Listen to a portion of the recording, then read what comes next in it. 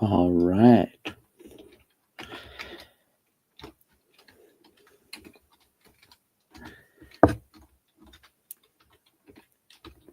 Well, let's see.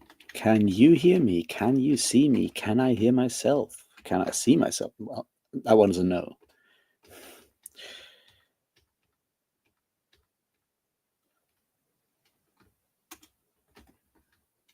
Okay.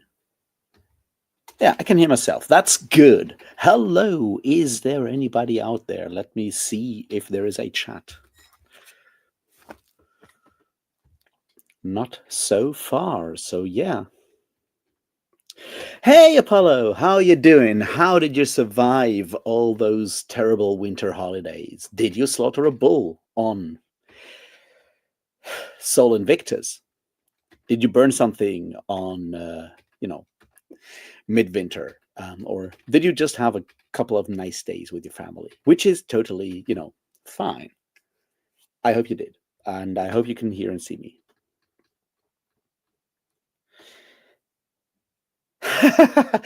That's nice, Jeroen. I bought that all the way back in whenever at a when they played in probably Wacken. Nice. I bought that in Wacken, and I remember I was there with a broken collarbone because I broke my collarbone that year at a different festival. But there's no way I wasn't going there anyways. I was very young and reckless back then. Now I'm, old and reckless, but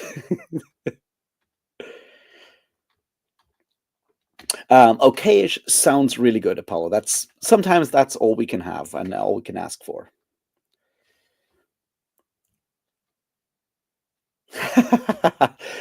Hey, Amanda, I'm impressed. That's certainly something I was not expecting, that level of importance. So thank you. And hello, I hope you're doing good.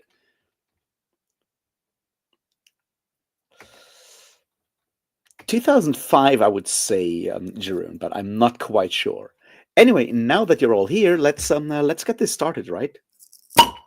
And cheers.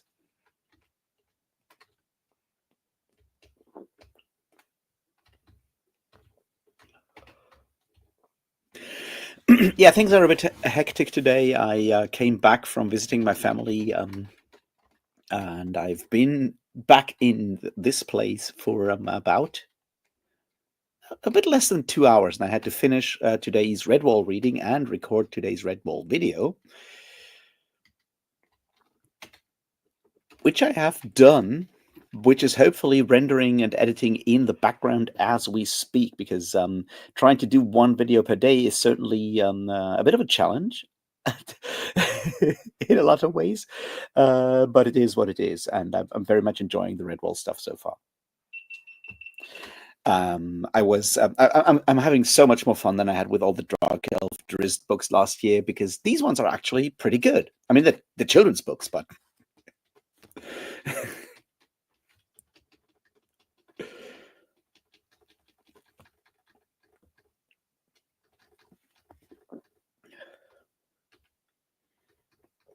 and Marielle of Redwall, the one that I read today, is really cool. It's probably the best, like most well constructed so far.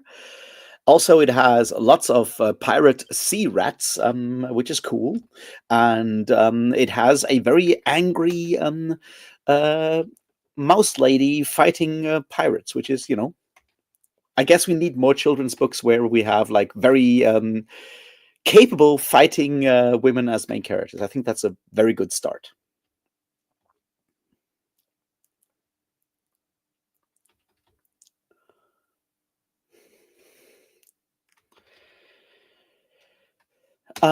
Yeah, the problem with like most non-alcoholic beers is that they don't necessarily taste that well. If it's pilsners, most of them are not very good. I think like the Weizen work better as non-alcoholic ones. This one, I mean, so I thought we had more beers back here, but I think my flatmate drank some while I was away, and that means I'm very limited with what I can do tomorrow, because it's Sunday, and I don't know if I can buy any more beers like these in Marburg on a Sunday. because I don't think our gas stations do have those specific. It doesn't have to be Munchov, but these types of bottles might be difficult to come by tomorrow. We'll see. I mean, I'll have one. I hope I'll keep one back for the video for Salamandastron that I'll have tomorrow.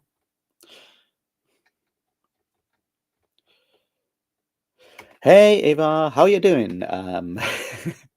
Nice seeing you here for the first time, or at least the first time in chat, I think. How you doing?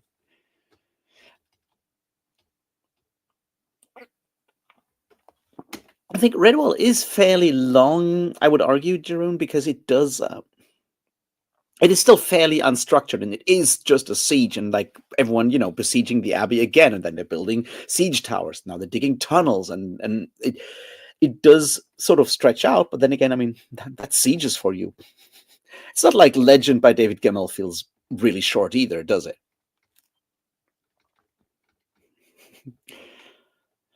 So I get where you're coming from. I'm very much enjoying the books for what they're doing, and I feel like Marielle does work better because it does sort of balance the two main things that you usually have in a Redwall novel. At least the first 4 that I've read so far. What you usually have is something's happening at Redwall Abbey. Someone is besieging someone, and another group of probably the more like misfit kind of people that are not fully fitting into the whole Abbey thing are going out on some quest or other. And with Redwall, the quest part and the siege part were not necessarily like balanced really well. And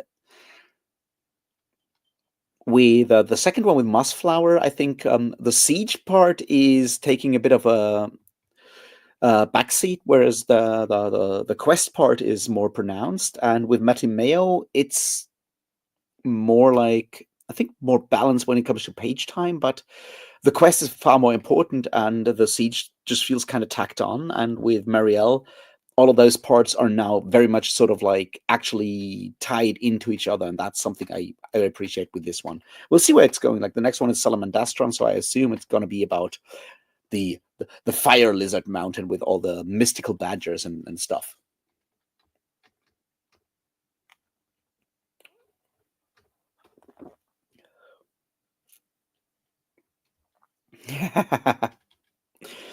Yeah, that makes sense. Like normal people do have to work at like 8 in the morning. I get that. It's the privilege of being a loser, I guess. But yeah.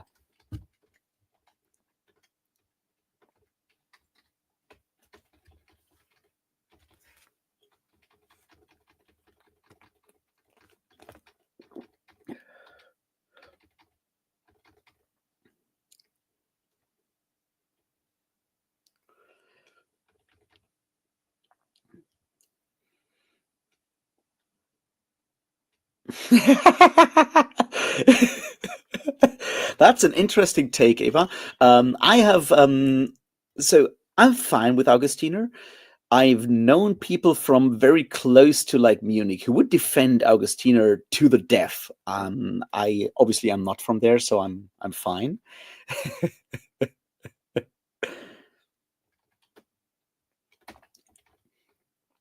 I mean, the mix of like having a quest and a siege kind of thing works really well. I think because it does sort of like what it does, and what I appreciate is it gives the heroes sort of like a home that they're coming back to, that they're defending, and you have that constantly in mind, right? When you read Lord of the Rings, spoilers for Lord of the Rings, everyone leaves the Shire and does the whole thing, and then you come back and you have the scouring of the Shire at the end. Or is it called the Scourging of the Shire? I'm blanking on it right now on the chapter title, but you come back and you see the Shire is ruined. But throughout the novel, there's only Sam from time to time going like, "Oh man, I wish I knew how people are getting on in the Shire." But you lose that sort of connection of like you're a hero, probably against your will or whatever, because you have to defend your homeland, and that sort of homeland is not mentioned until you come back home. But what Red Bull does is sort of like constantly switch back to see what everyone else at home is getting up to, and turns out they're also usually fighting something or other. I think that's an interesting approach.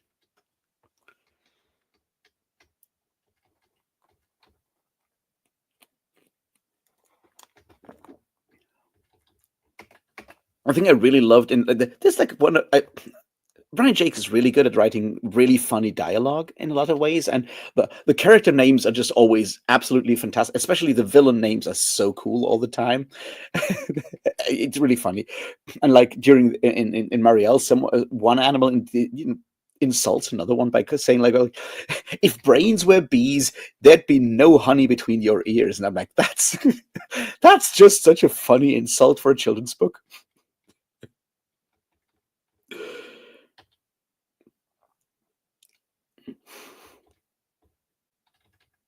I think that's interesting though, because like arguably one of the things you can't necessarily talk about it because there's no allegories in Lord of the Rings, but one of the things that like made a lot of these authors like Tolkien and others that, you know, actually fought in World War One, like one of those interesting things is that they come back home afterwards and uh, the home that they were supposedly fighting for has changed and is possibly not even that, thankful for what they did out there in the trenches or whatever. So that idea of coming home and not actually being able to come home is so important to a lot of like fantasy written by people from that time, especially with Tolkien. I think the whole like the Return to the Shire thing is heavily influenced by that experience of coming back home after war and going like, oh fuck, shit's not the same anymore.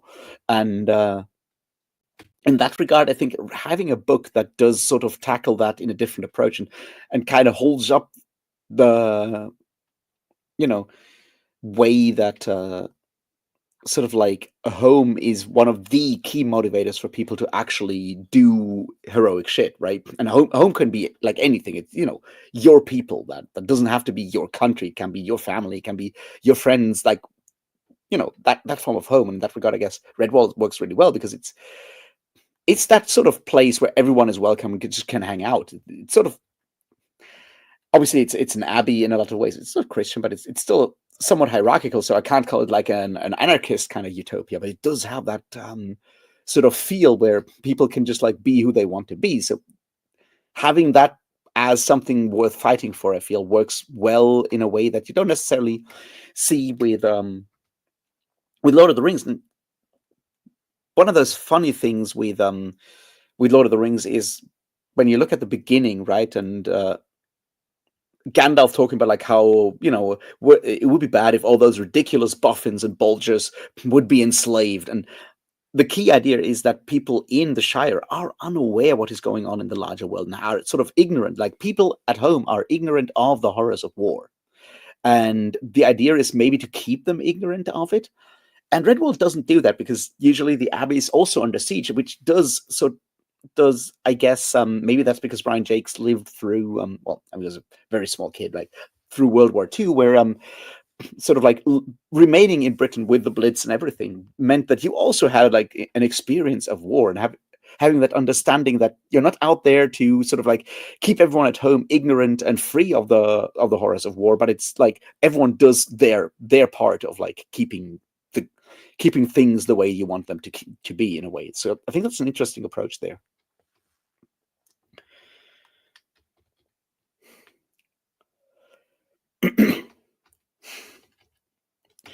Yeah, and to be fair, like Redwall Abbey is not your classical Christian abbey. It's much more like they have an abbot and they kind of do what the abbot usually says, but usually the abbot goes like, "Oh, you're my friends. Tell me what to do," and then they decide. It doesn't, you know, it in that regard. It's more like we want to have an abbey because abbeys are cool. They look cool and they're sort of like a staple of medieval inspired fantasy.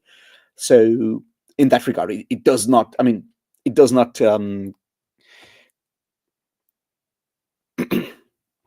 comply with any ideas of like Christianity and monastery in any way, shape, or form beyond having mice wear like, you know, monk habits, I guess.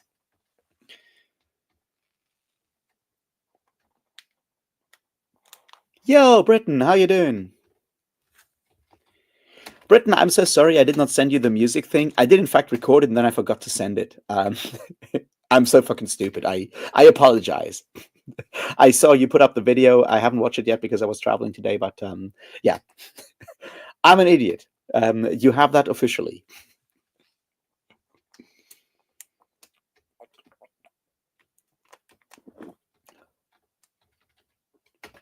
But yeah, I am somewhat inattentive from time to time.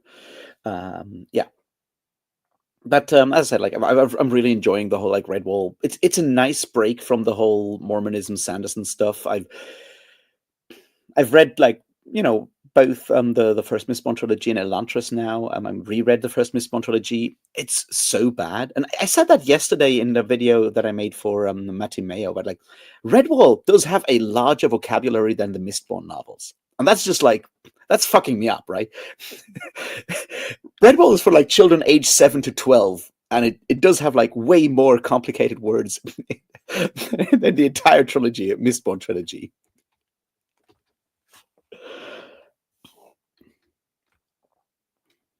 Yeah, maybe next time. Maybe next time. I mean, the thing is, Britton, you asking me about music was like triggering all my ADHD problems. I'm like, fuck, I have to make a choice. I have to make a choice. I have to make a choice. And then I'm staring at the wall and it's like, and then I finally got around to it and was like, oh, shit. Too late. What can you do?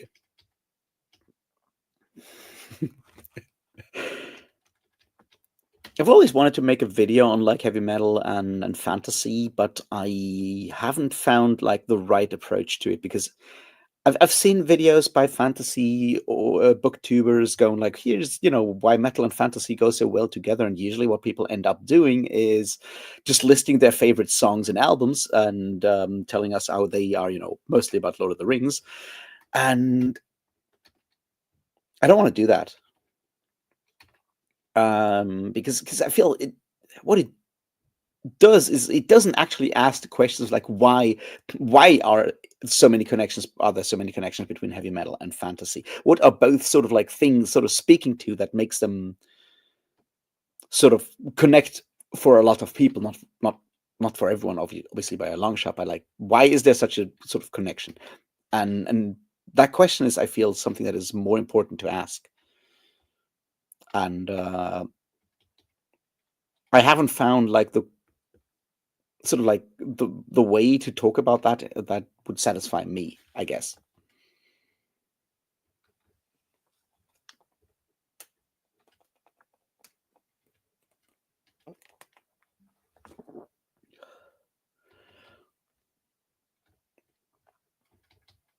But at least I have found, I think, the right approach to the Brandon Sanderson thing now. And having reread those like Mistborn novels and having read Elantris,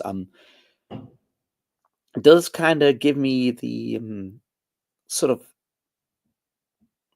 understanding, or like it gives me like a bit of a security. Basically, it feels right because I'm like, yeah, I can actually apply the whole like stuff that I've learned about Mormonism over the last year. I can apply that to Sanderson's works in a way that I think is meaningful, that makes sense, that explains stuff. Like I can add to the discourse in that regard. The problem is, of course, how many people actually want to hear my additions to the discourse. But that's something we'll find out whenever the video is ready, because it's unfortunately growing large. And when I say large, I mean like it's already like over 2 hours long because I'm bad at this.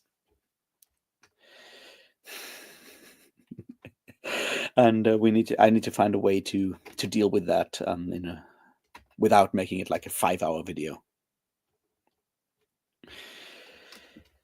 Because the problem I have is I can't just like put it.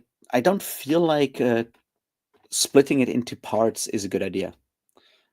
I've had people tell me that I should split those videos into like smaller parts because that would make them easier to watch. And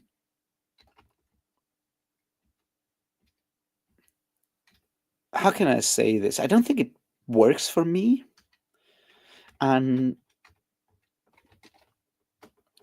that's mostly because I feel that if you put videos into smaller parts and put them up individually, people will not watch the whole thing. They'll just like pick the ones that have interesting titles, or just like watch the first or the last one and so forth. And if you're trying to make, and I'm trying to make a like overarching argument here, I can't do that because if the argument won't actually land because people will probably skip most of it.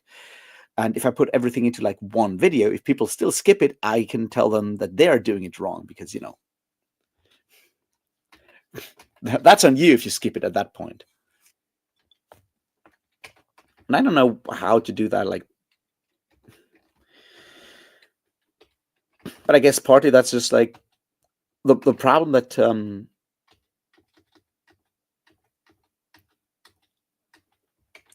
how can I say that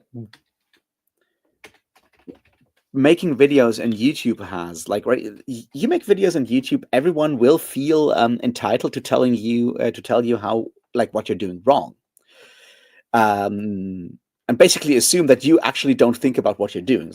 It's like, yeah, you should do this in shorter videos because people like shorter videos. Like, yeah, and why do you think I haven't thought about that specific element before and decided against it for reasons? And that's just like something I guess we'll have to live with. That, like, anyone doing YouTube stuff will have to live with, whether they want to or not. And I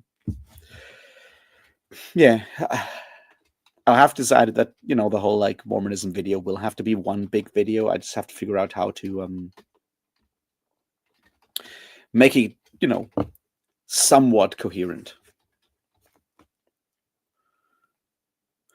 Hell yeah, Britain, that's awesome. Both are excellent books, if I say so myself.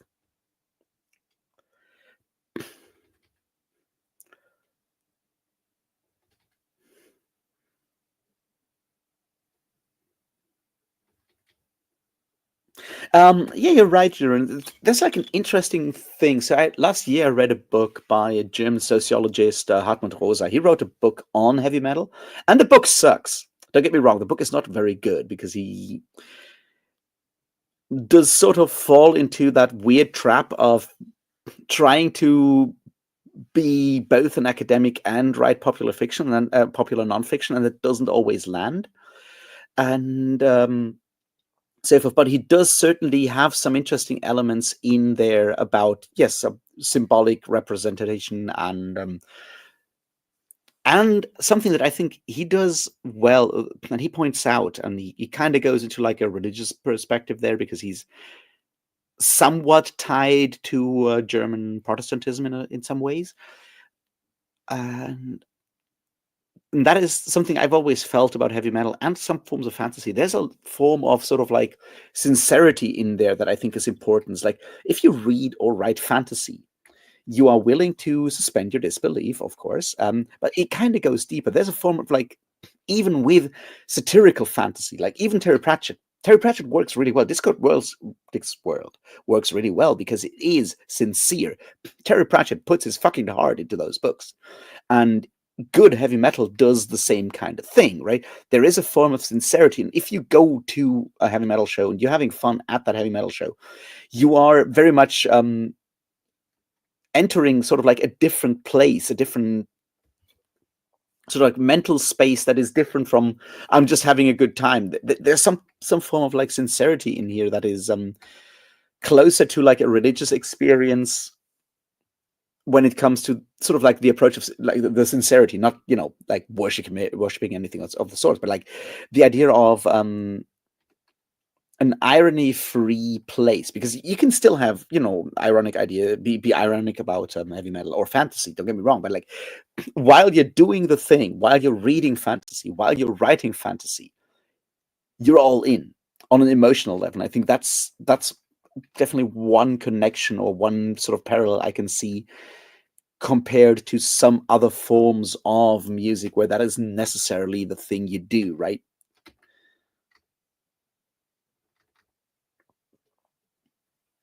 Oh yeah, there's always I mean, Sanderson is big, right? That won't change.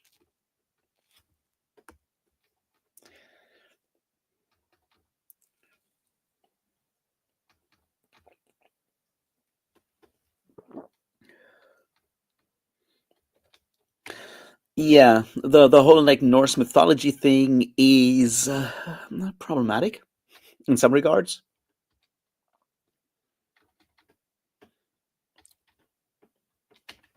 So there's some interesting takes on the whole like heavy metal, especially when it gets closer to the more right-wing stuff and so forth. I think what heavy metal does in that regard is some authors that have sort of like some academic researchers that have like looked into that from like a more philosophical side of things.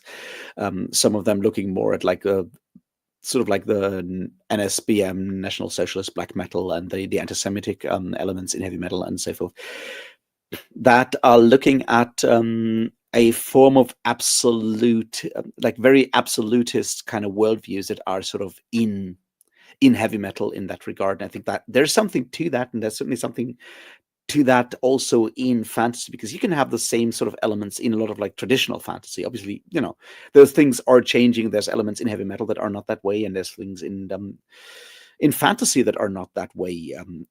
But a lot of traditional heavy metal does sort of have these very sort of clear, strict answers. It focuses on oftentimes very powerful individuals that have simple answers to very complex questions, right? It's like the whole fucking mess in Middle Earth can be solved by putting the true and right king back on the throne. And that will definitely solve a lot of problems. And that's not how you solve like the economic crises in Gondor, right? You do that by having like a proper, agrarian reform and obviously I'm joking, but you know what I mean. And that's certainly something that has always been very appealing to people on the more sort of like the right wing side of politics. It's certainly something that you can see in fascism if you want to look there.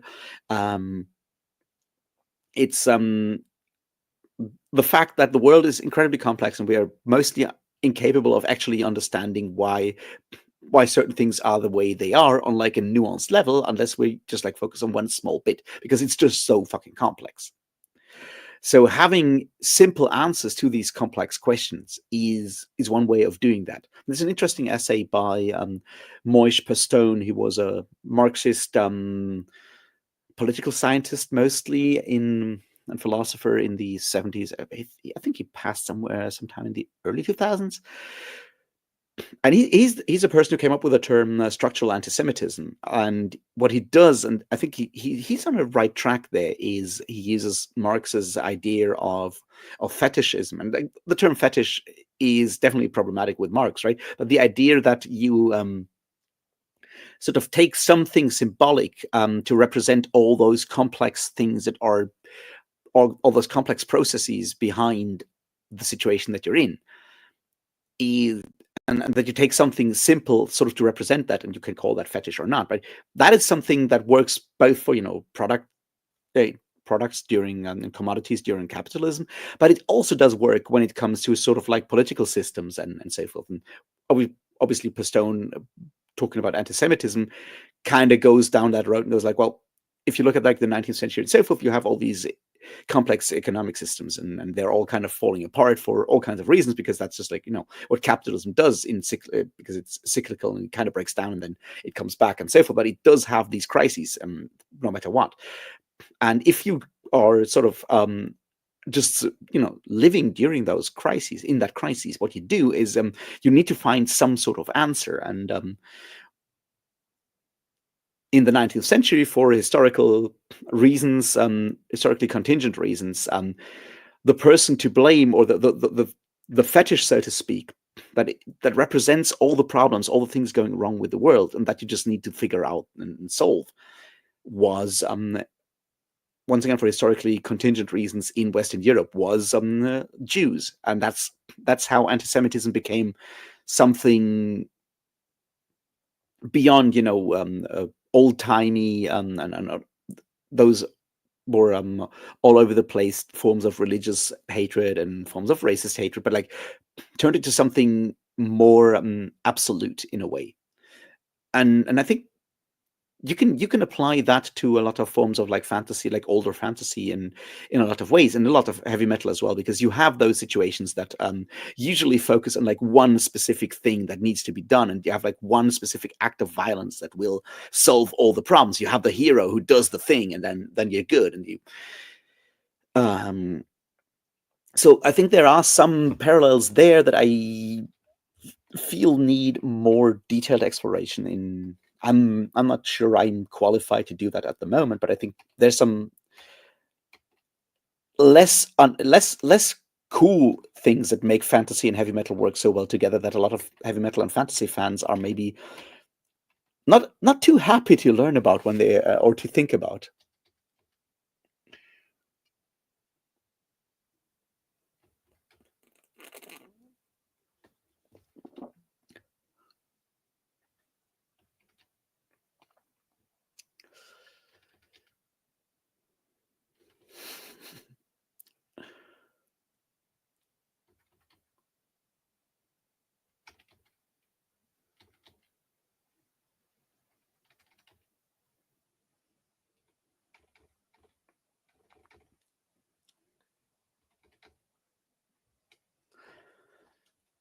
I have not read Margaret Killjoy's Nazis Don't Go to Valhalla yet, but it's a yet.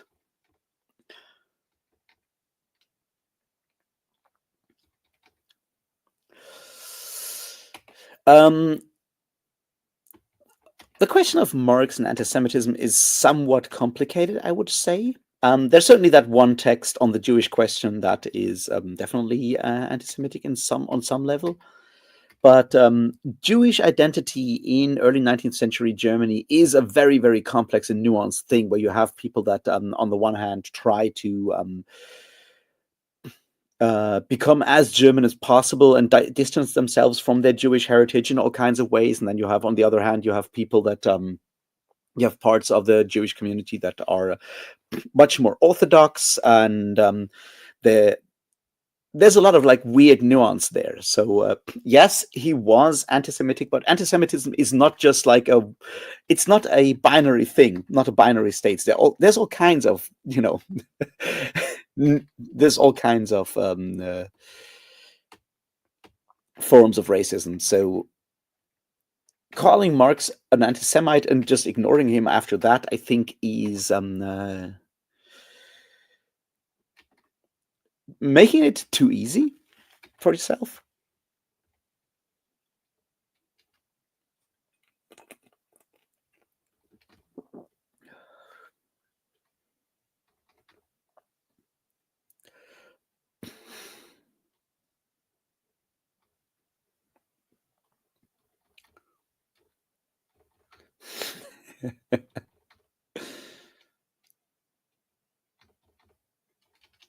I think the other part is like while the Jewish question by Marx is of course anti-Semitic, the term Jewish question was not the thing that it is. Had a different meaning back then than it has today, because back in like there's a text on that like in the late 18th century,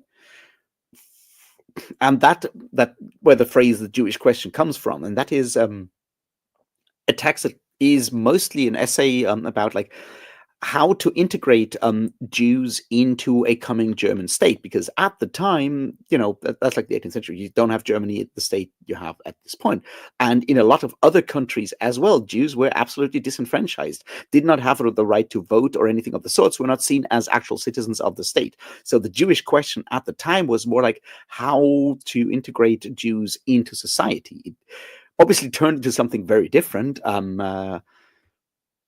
So the Jewish question today does mean something very different. So if someone in the 21st century brings up the JQ, they're anti-Semite. If someone in 1780 something spoke about the Jewish question, they may actually not have been anti-Semitic, but actually Jews talking about the same thing, because it was very much like a question of like how to integrate people into a sort of new form of society. That's the same time where like people are trying to define what it means to be German, because that's not exactly a fixed term in like the 18th century either. So that's something to be aware of. Once again, I'm not defending Marx on the anti-Semitism charges here. I'm saying that on the Jewish question does have a different meaning today than it did back then.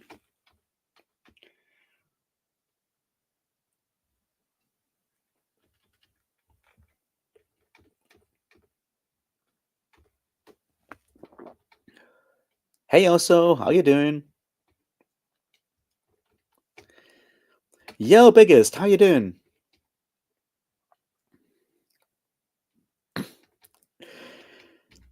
Oh, that's a good start, Britain. Have you read Corey Robbins' The Reactionary Mind? I think you might. I don't want to say enjoy, but certainly take something from that, because he does certainly look at some elements. I disagree with Corey Robin on a lot of things, but I think it's still a very good book. So there's that.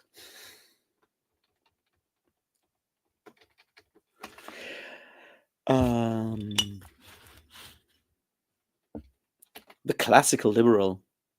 I'm always wondering what that means because I think it's. I mean, I know what you mean by it, Britain, but it's one of those terms that has unfortunately been, used in all kinds of bad ways.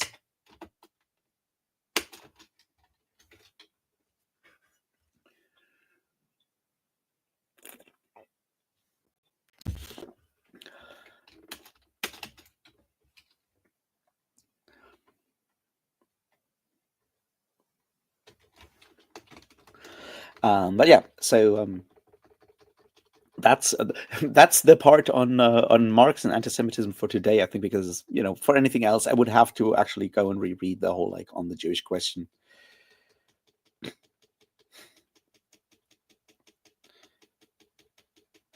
I would have to reread it if I wanted to actually talk about it in more detail, because it's been ages, and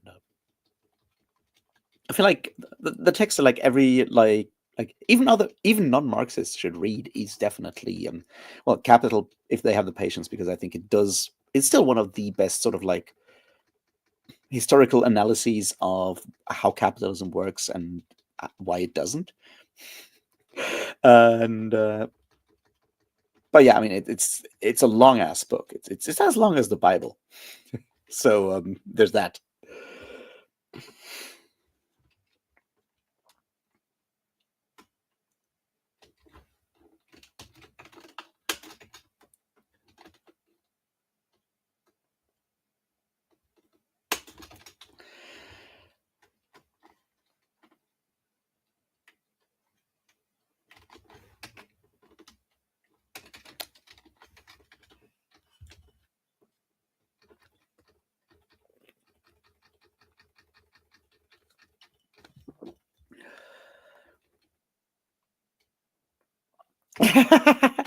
I don't know. Being a librarian is kind of the problem. The problem with being a librarian is that you have to shut up most of the day and speak very quietly. And I'm not sure if that's the kind of job you want, biggest.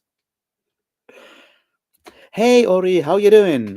How was Happy Hanukkah? I know it is at the moment. I think it started on the 25th, though. How you doing, man?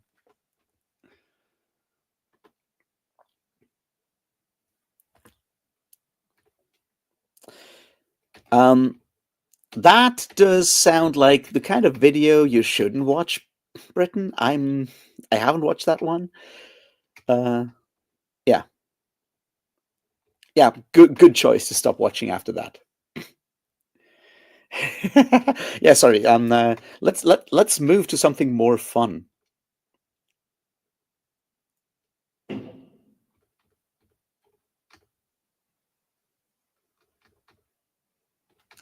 Hey, Ora, how you doing?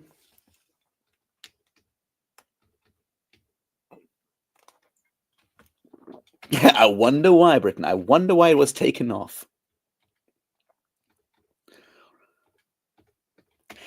So yeah, let's move on to something more fun. I'm wondering if I can. I'm still wondering if I can actually read all those William S. Burroughs books before the year is over. Now that I don't have enough beer to make videos tomorrow, I guess I can just sit around and get my brain fried by William S. Burroughs. I think that sounds like a reasonable approach.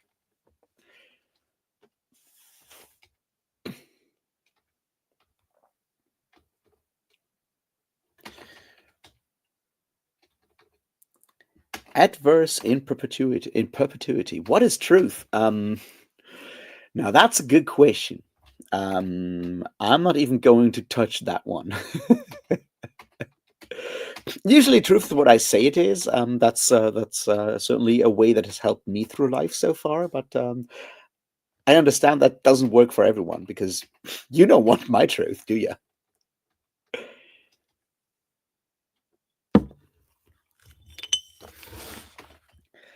Um, yeah, as I like, I'll maybe I'll try to read some William S. Burroughs tomorrow. Sounds like a nice break from Redwall, psychedelic but in a different way.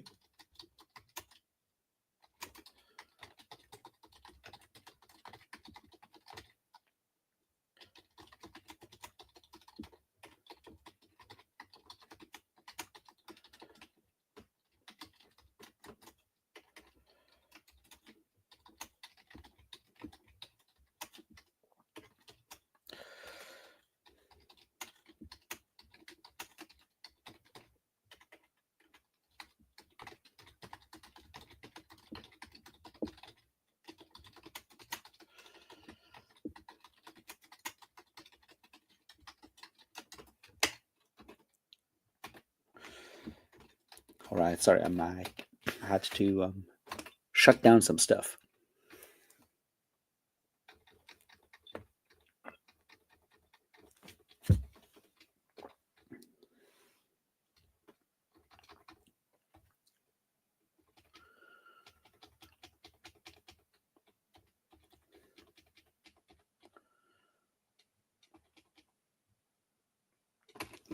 Uh, I would argue Truth is a book by Terry Pratchett and a pretty good one. And when was the early 2000s? The exact year I would have to look up. I mean, Britain, I have read Naked Lunch before, so yeah, it's a pretty fun book.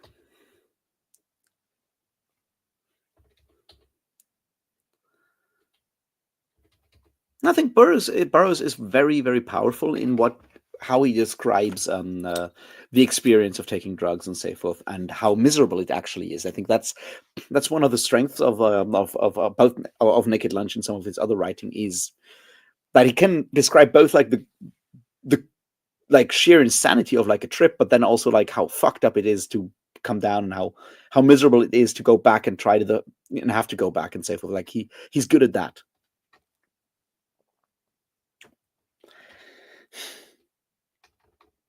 That may have connections, Jeroen. I'm not quite sure.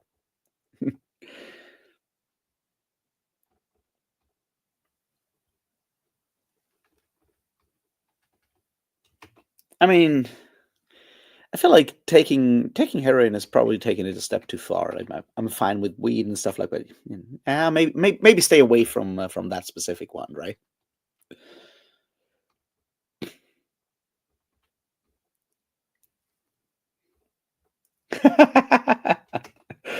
Well, Chuck Tingle. I mean, I read my gay billionaire dinosaur. No, Triceratops craves gay ass. I read that one. It's a pretty good story. If that's your kind of story, right?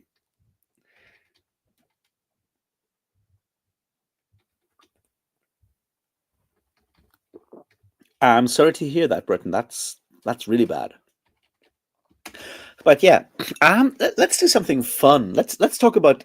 You guys have like any books that you're really looking forward to next year that are coming out next year? Because I watched all those like books I'm looking forward to videos by different booktubers, and I realized that the one that I'm going to read, but I'm not super excited about, is the new Joe Abercrombie, and everyone else is talking about books. I'm like, God, whatever, right? New Red Rising, who fucking cares? New J. Kristoff, who fucking cares?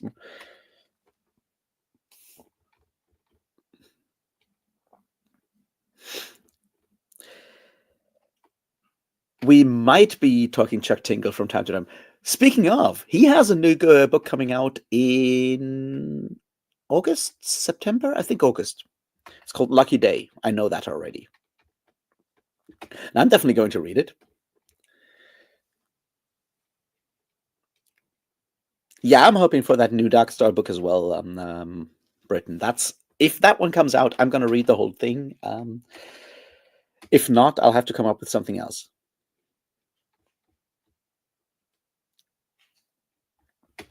Awesome, Aura. Camp Damascus is a lot of fun. I personally feel that Bury Your Gaze was a better book.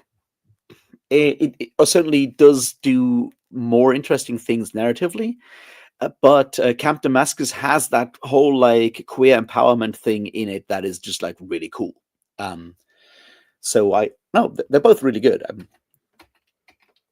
So I'm very much looking forward to Lucky Day and seeing where he's going next because there's a lot of potential there. Yeah, that would be nice. The Norse the Viking book by Ada Palmer. I'm yeah, that will be really cool.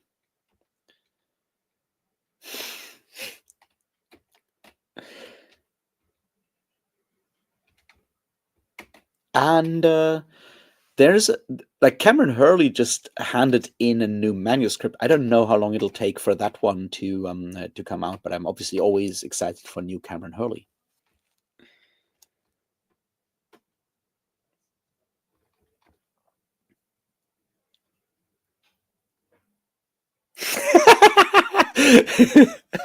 Yeah. Yeah, both sound interesting, Ori. I'm mostly about the drones one. Yes, that's the kind of Chuck Tingle that I very much appreciate. Oh, he does. Jeroen. The second Witness book, No Life Forsaken, is coming in October, the 23rd, I think. Or that's sort of like what it's scheduled for by now. Right now, it may change.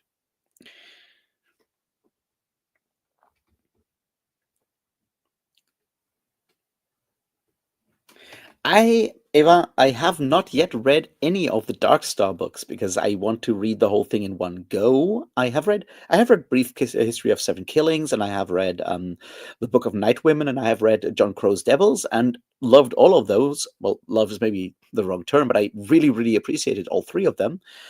And I want to read the Dark Star books, but I want to read all of them in one go. So that's why I have not yet touched Black Leopard, Red Wolf. Oh yeah, that one's coming out as well. The Steam. I have not yet read any Stephen Graham Jones. He did do some voice acting for the last Chuck Tingle novel, though. I can for the audiobook. I know that.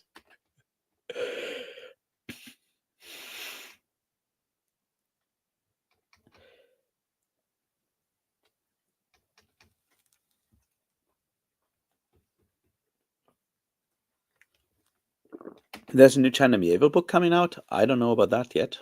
Maybe I should check.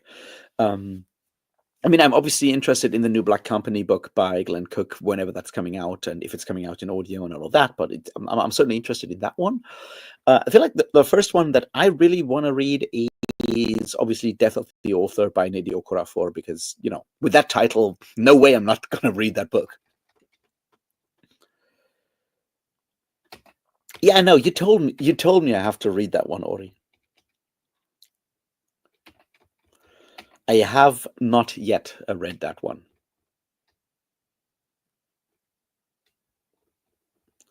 Oh, does he have a new book? Daniel Green, is that the Goblin lawyer thing he was working on last year during NaNoWriMo? Like, by last year, I mean 2023?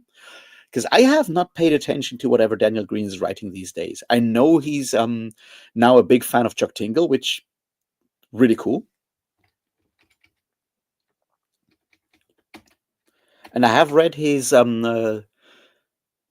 Lawful Time stuff. I've read like Breach of Peace, and I have read Rebel's Creed, and I don't think they're really bad, and I don't think they're really good. I think they're really interesting when it comes to seeing like an author's inspirations and how they and influences and how they come through in a book, because you can read Rebel, especially Rebel's Creed, and you can just like pinpoint all the influences, which are Brandon Sanderson and Terry Pratchett, and I'm like, could be worse. you know, 1 out of 3 ain't bad. It's not bad, is what I'm saying.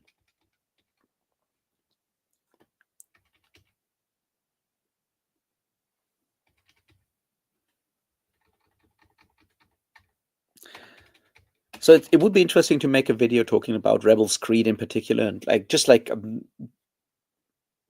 taking it apart by looking at like where the influences kind of come from and how they are still very much in your face in a way that they are no longer possibly in later books, hopefully. I mean, I haven't read the, what is it called, Neon Ghosts or whatever, the cyberpunk thing. I just don't know if I want to read Daniel Green writing cyberpunk or writing cyberpunk from like last year or 2 years ago or whatever, because I don't think Daniel Green from 2 years ago understands what cyberpunk is actually about. He may now. I feel Daniel Green seems to be the one big booktuber that is becoming more political and moving further to the left, so to speak, or becoming politically vocal in a way that other booktubers, big booktubers, are not. Because we don't want to talk about Mike voting for Donald Trump and all of that. He doesn't do that doesn't mention that in his videos. So also I haven't watched Mike in ages because fuck that guy.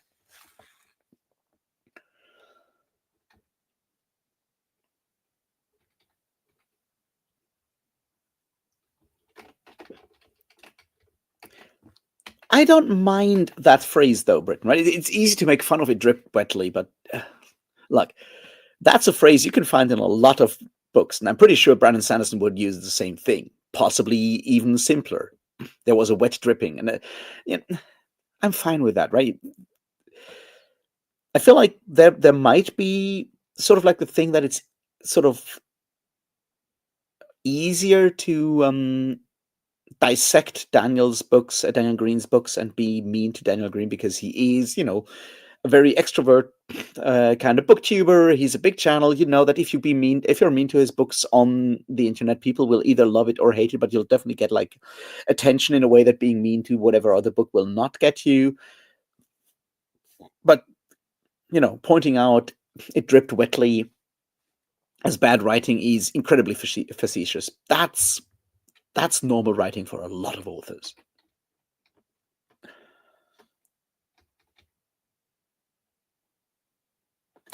Yeah, that's my point. Cyberpunk has to be angry and political, and I'm not sure if Daniel Green is angry and political enough to actually pull that off.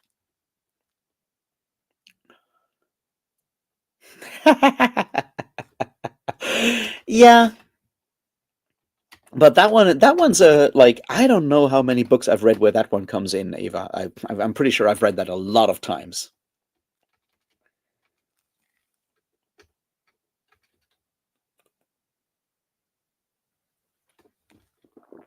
And I feel like all of these sort of like phrases work really well because they are very expressive, right? It's like even something like they released a breath they didn't know they were holding, right? You don't want to think about too much about it, but it does. You understand what it means, right? You totally get the idea of someone realized that they were incredibly tense just at the moment where that tension kind of sort of releases. That's what it says, and that phrase does work. The problem is usually with those kind of things, if they come up again and again and again, you have like authors that have very specific sort of like, I don't want to call them catchphrases, but it's the same thing that like people make fun of with what's the face Bobby J, Robert Jordan's Wheel of Time, and the whole idea of Nynaeve tugging at her braids. And this is me defending Robert Jordan and defending Nynaeve, who probably is one of the better, at least in the first books, better characters in those books. But the idea of sort of signaling distress or like stress or emotional tension through the fact that she's actually tugging at her braids is a good idea. That's good writing. The problem is that she does that one move. And it's like Wheel of Time is like old, like early 90s video games where like characters have like two animations, and Nynaeve's is like basic nothingness and tugging at her braid, because like every single fucking time something happens, that's what she does. It doesn't change that it's a good way of conveying emotional tension to the reader. It's just that it's the only thing, and that's sort of like the main problem with those kind of phrases is that they often like they're used to fucking death. Same way that people are constantly making fun of the Book of Mormon for having way too many sentences start with and it came to pass. Although I'm pretty sure that it used the word whoredom more than that specific phrase, but I haven't counted it yet.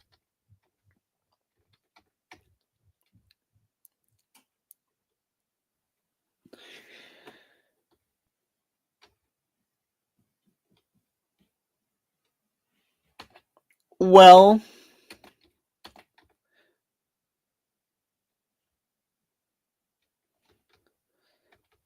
I, cliches work because we kind of get what they're saying.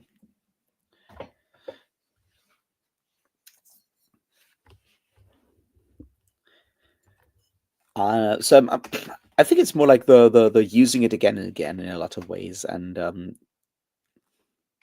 like I've read some really bad books, and it's rarely just the prose that makes it bad.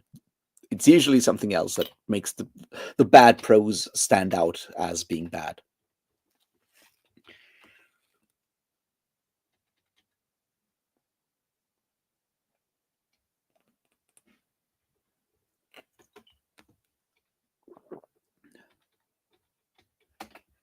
So yeah, like I said, like I think for like a debut novella, Daniel Green's Breach of Peace was not too bad. I'm pretty sure he does sort of regret naming his female main character Clit now. That was probably not the best choice he could have made. I mean, yeah, he's spelling it with like CH, but still, it's like, yeah, man. Did you?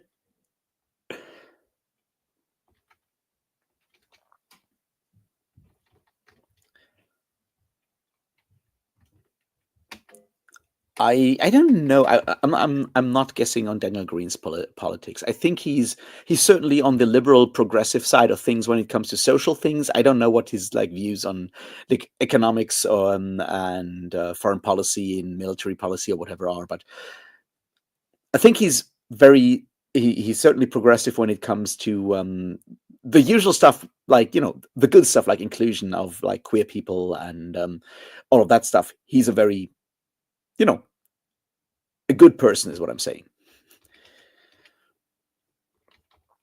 Anything beyond that, I don't know. I would have to invite him on the channel for like a conversation, but I don't think he would actually agree to that.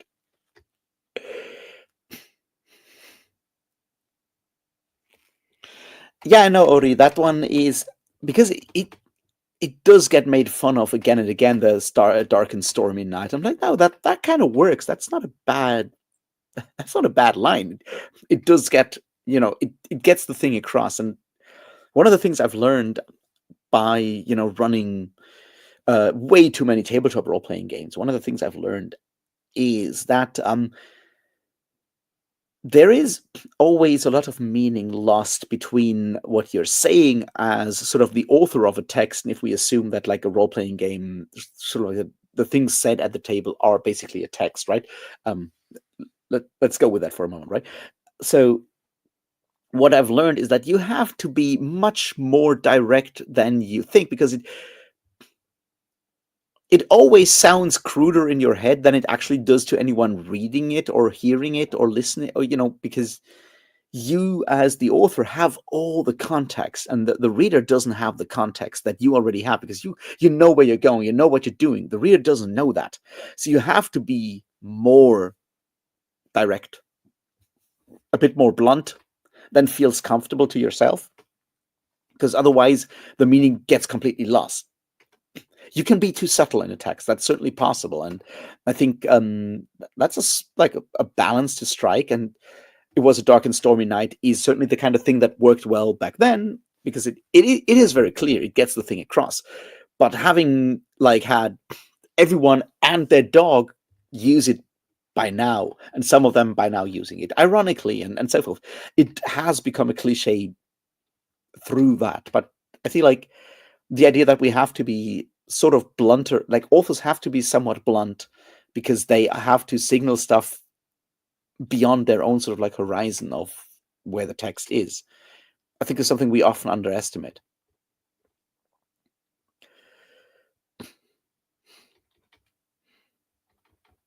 And hey, Ida. But that's just like something I've mostly have like anyone who's ever run like a tabletop game RPG does know that feeling where it's like, why don't the players ever figure out that fucking hint I gave them? I was waving fucking lighthouses at them and they don't see it. And it's like, yeah, because communication doesn't work that way.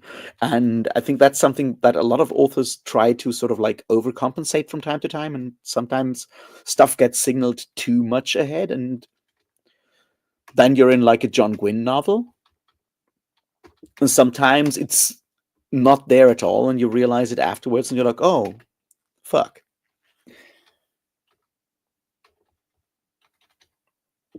And that's like the other part, right? It also depends on the readers. Like, I read John Gwynne's Bloodsworn Saga, and I'm like, this is bad because I know every plot twist like 5 chapters in advance. And then there's people go like, wow, all those plot twists, I didn't see them coming. It's like, how did you not see that the guy named Varg is a fucking werewolf?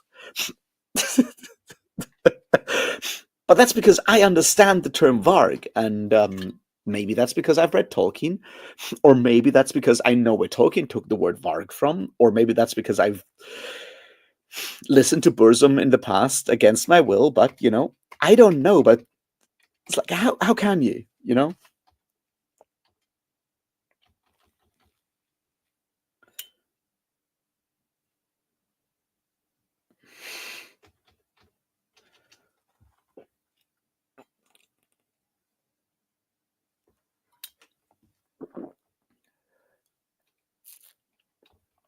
No, he's good. He's good. He's a good Varg. But Varg just means wolf. That's the point. You don't have to be evil with the name Varg. Unless you're living in France and homeschooling your kids on your own racist role-playing game. Don't do that.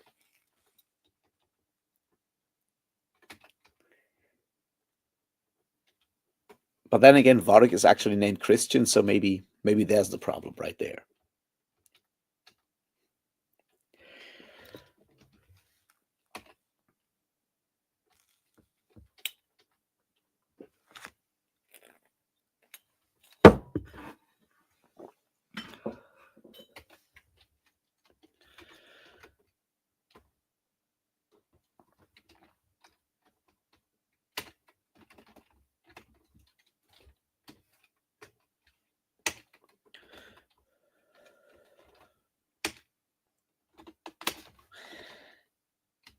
Okay, give me a second here, and I'll be back with you in a second. I just need to do something.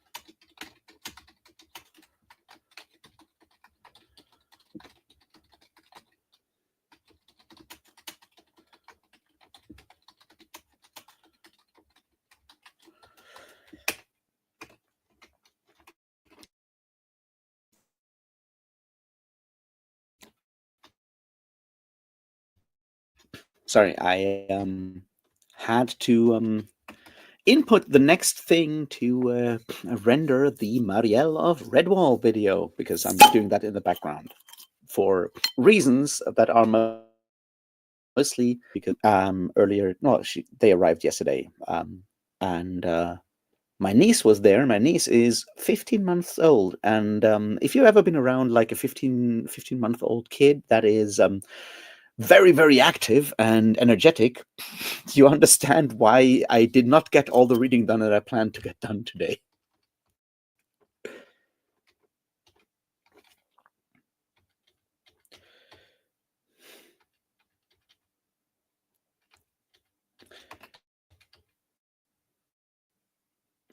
Hey, Ida, thank you so fucking much for actually joining the channel. Yes, I have kind of figured out how to do channel memberships, and you will get really cool badges very soon.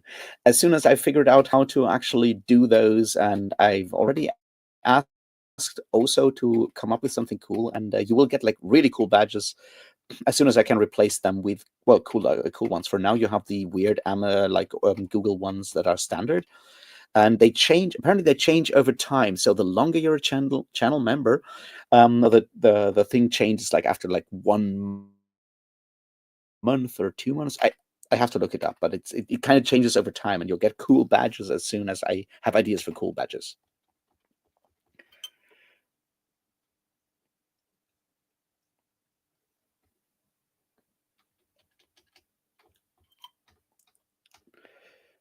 Oh, interesting. I did not know that about Harry Potter, but then I have not read Harry Potter, so I mean, of course there are anagrammed names in there. The cool thing is with the Redwall is that there are no anagrams there, I think, but he's like really big on acronyms.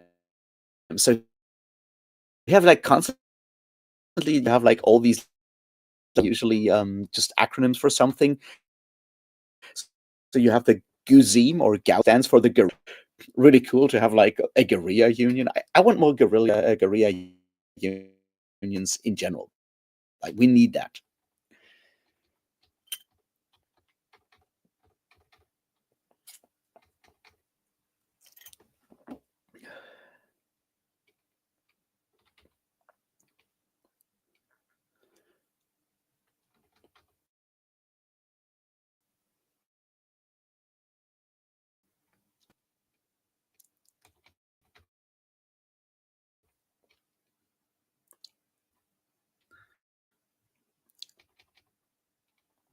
Well, someone has to do the dishes. I understand that, Apollo, and I hope you're having fun. I hope we can entertain you while you're doing the dishes.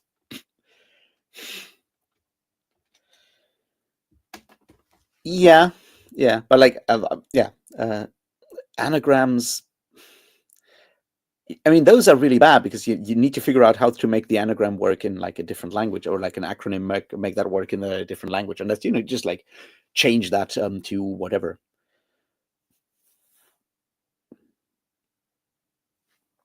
I have not read Redwall in German, so I don't know.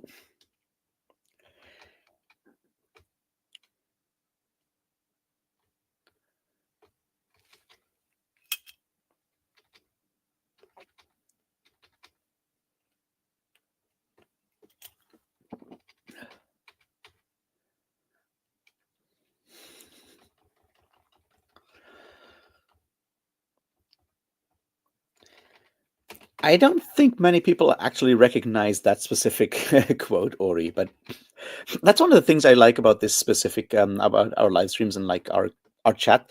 It's a very quote and reference heavy one in all kinds of weird like directions, which is how I basically do all the things I do, which is probably like why I like Terry Pratchett so much, but who knows. So yeah, going back to books that are coming out next year, I think I'm going to read the new Silvia Moreno Garcia one, which is coming out in, I don't know, July or something. It's dark academia meets witches in New England, so something Salem, something college, I guess.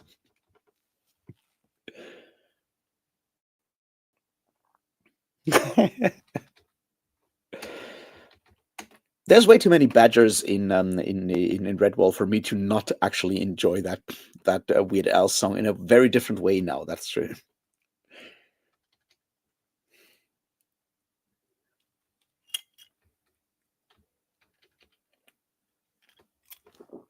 But yeah, so that's another one that I'm looking forward to, the Silvia Moreno Garcia one, and the Amala El Motar one, The River Has Roots, because I already love the title is so good.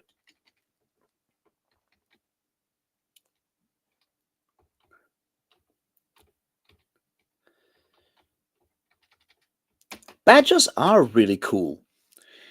Badgers are like, they're basically like raccoons, but they're like muscle raccoons in a lot of ways, and with slightly different face paint, I guess. But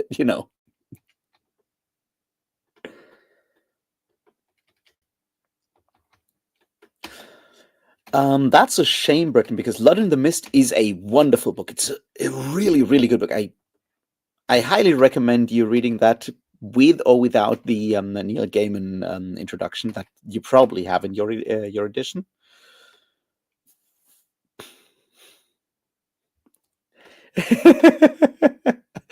um, that's true. That's true. The Stinky Badge. Yeah, yeah. Well, it's Pratchett.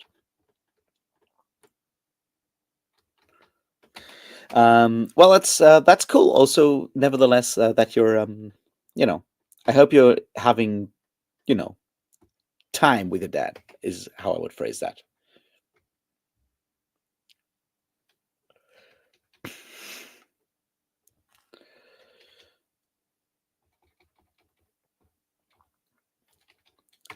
Yeah, right. Brittany, you have read Jonathan Strange and Mr. Norrell earlier this year, right? I think I dimly remember you reading that one.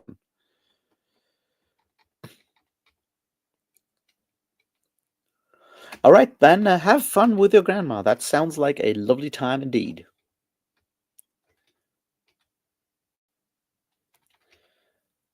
So yeah, like Blood in the Mist is like a huge influence on Jonathan Strange and Mr. Norrell in a lot of ways. I hope you enjoy it. I had a lot of fun with it. Also, lots of fairy fruit action, which has definitely nothing to do with drugs whatsoever.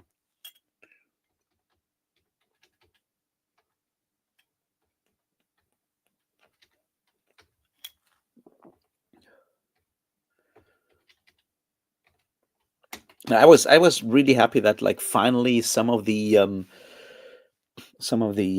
Tim Powers novels have come back on Audible. They were around like 5-6 years ago, and I bought some of them, and then they all got region locked, and some of them have recently popped up again. So either Audible has renewed its licenses, or has figured out that they had the license all along. But I can finally read the entire Fault Lines trilogy because book one was missing.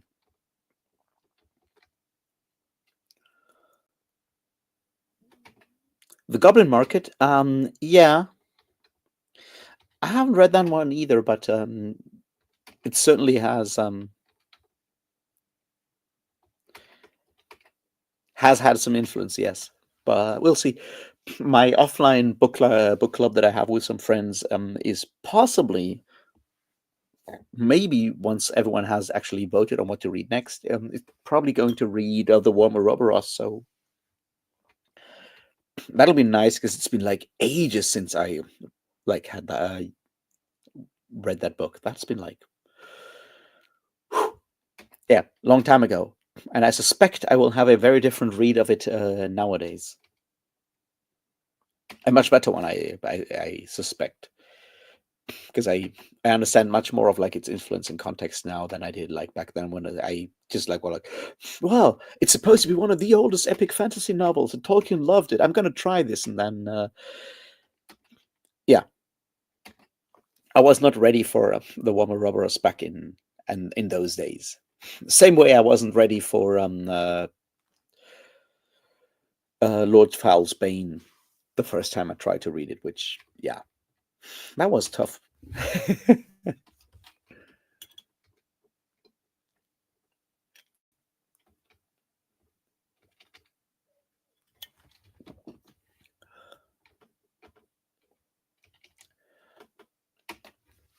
But beyond that, I'm like very, very confused at like what to read next year because somehow, I mean, there's like a Guy Gabriel Kane novel coming out, but saying I'm going to read that is stupid because I have like so many others to read first, like so many other Guy Gabriel Kane novels to read first.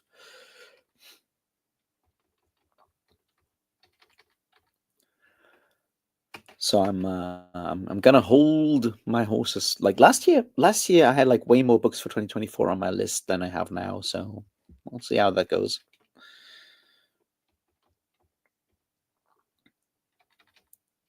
But then I guess, I mean, I still have to read all of those Cosmere books, and that will be fun. I will finally hear, like, actually experience the grandeur that is the Stormlight Archives firsthand. And that'll be like a revelatory experience, I have no doubt.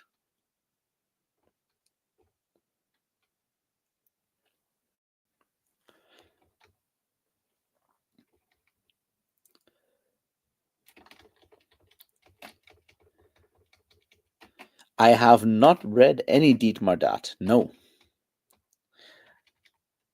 that is probably very much on me. Worst books I've read this year. That's a good question. I was very lucky with books this year, mostly. I think. Let me. I mean, yeah, those Sanderson books, like the Mistborn trilogy, the first one is certainly a bad one. I did read three three Dan Brown novels for a video that hasn't come out yet.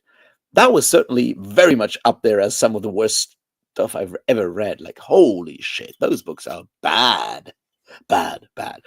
But I knew that before. It was more like I wanted to read them as context for like the video on conspiracy fiction and so forth. But I knew those were that those would be bad. So I got mostly very lucky with the books that I decided to read because I wanted to enjoy them. There was no really big disappointments in there, I think. No, no, I think I mostly got lucky. I mean, I was hoping for more from the third Prefect Dreyfus novel by Alistair Reynolds, but it was still a good book. It was just like, maybe I'm over Revelation Space books by Alistair Reynolds at this point. Who knows? We'll find out when he brings out the next book, but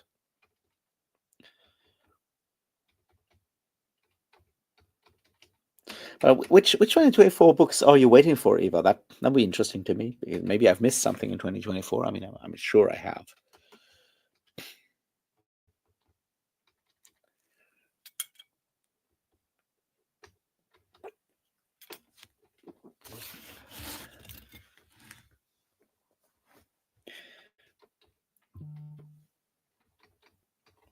One thing, I mean, I might read next year that I'm like, we'll find out how that goes. Is the latest or second to latest Tim Powers novel, My Brother's Keeper, which is apparently, which probably means I have to read Wuthering Heights as well to understand what it's about. We'll see how that goes. Because I don't know if I'm the target audience for something like like Wuthering Heights.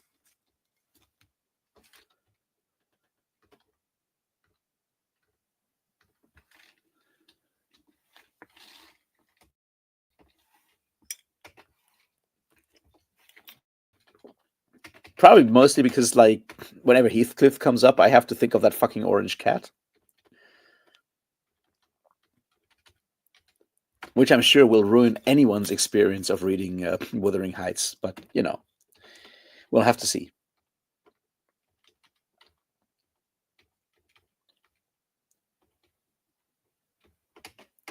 But no, I have not read any Dietmar Dart. I don't even know who that is, which is bad because I'm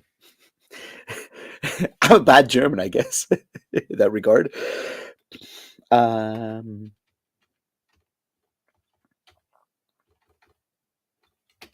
So yeah, I guess I'll read some more Tim Powers next year. He also seems to be like one of those authors perfectly made for me, which means like almost no one on BookTube talks about them. I'll definitely continue the whole like in McDonald's stuff. I still have like the Kirinya one, and then I have the Luna trilogy and River of Gods, Brazil, and the Dervish House, and I think that's all the ones I can get because it turns out that they have region locked or just completely removed on the YA series that he had, and the Wilding from last year is still not available. Maybe not even planned for an audio release.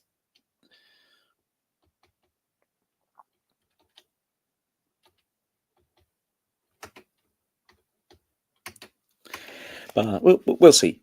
It's certainly something I'm keeping an eye on, I guess.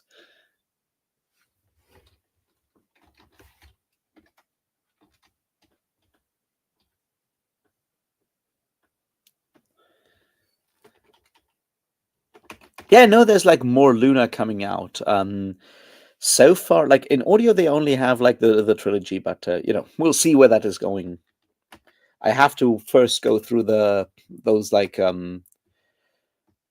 other books before I get there, and maybe someone will have some pity on me and actually decide to create audiobooks for those. I don't know.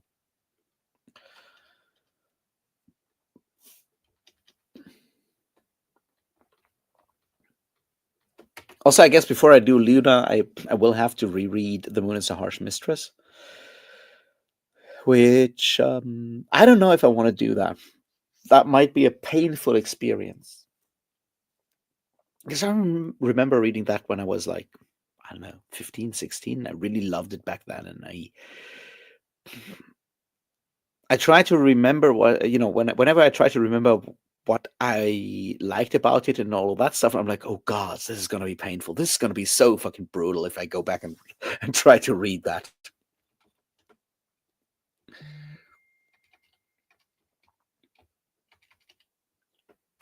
So we'll see about that. But that's stuff for next year. Like my main goal is to actually finish that.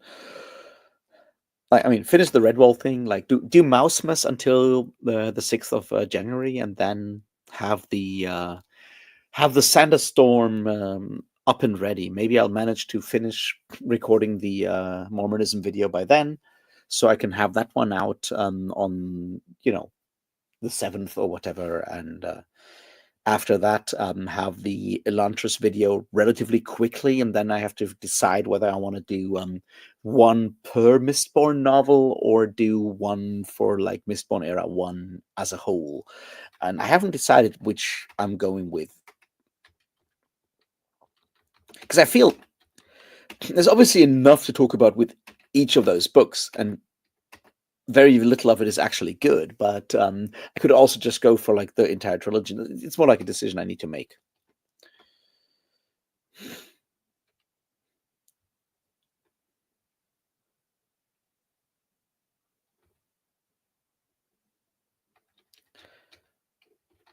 Oh, I will look him up. That sounds very interesting because German science fiction and fantasy, I have like a very, very troubled history with. It's very difficult to find good German science fiction and fantasy. I know it exists, but it's very difficult to find because there's so much stuff that just doesn't work for me. Good question. Which reminds me, Eva, have you read Stein und Flöte by what's his name? Benrath Georg, I think. I would have to look it up. It's a really, really good book. It's probably my favorite German language fantasy novel that I always try to tell people to read, but the English language, the English translation is super hard to find.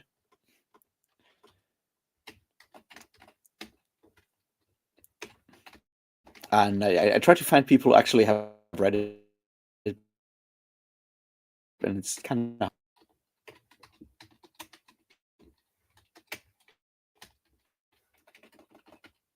Beman, not Benrath. I'm whatever. Hans Bemann. My brain is melting, but yeah, Hans Bemann, Stein und Flöte. Und das ist noch nicht alles.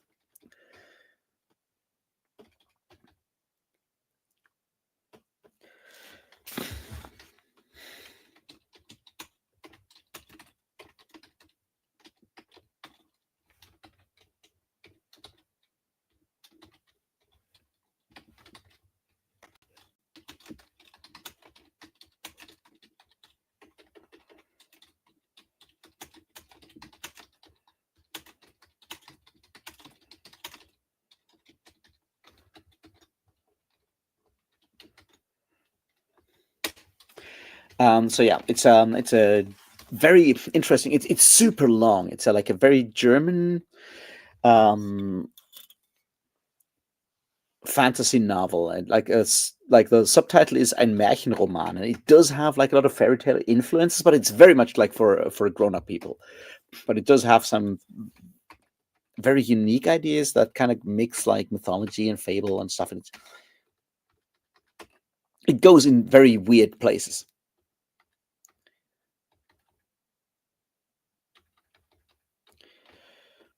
and like I like it. It's also probably like the most poetic I've seen German fantasy ever get, because Berman never wrote like another fantasy novel. He was like, I think he wrote some like works on Protestant theology and stuff, as far as I'm aware, which is, an interesting thing. And some other like sort of humorous fiction, I think, but it's a weird book, and I'm trying to find people who have actually read it, and it's very difficult to find anyone. And there's no English like ebook, and there's like maybe some English language paperbacks floating around somewhere used, but they're hard to find. And it's a massive thing. It's like almost like 1,000 pages. It's like really huge, but it's really cool. Also, it has talking donkeys, and that's really cool.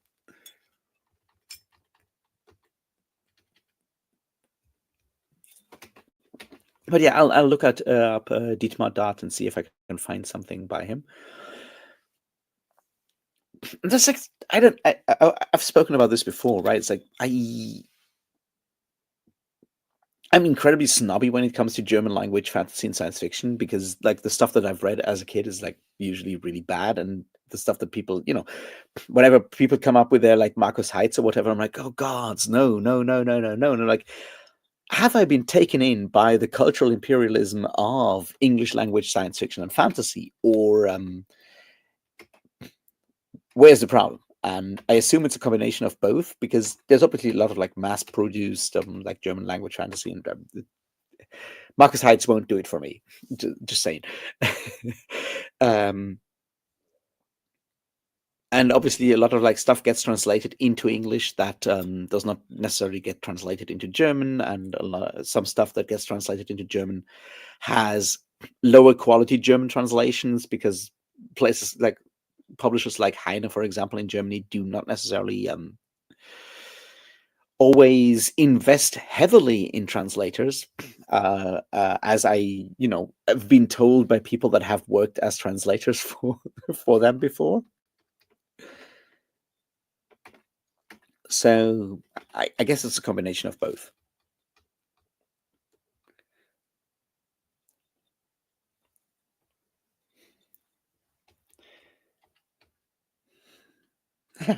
See, I'm not alone with that experience. I'm glad I'm not alone with that experience.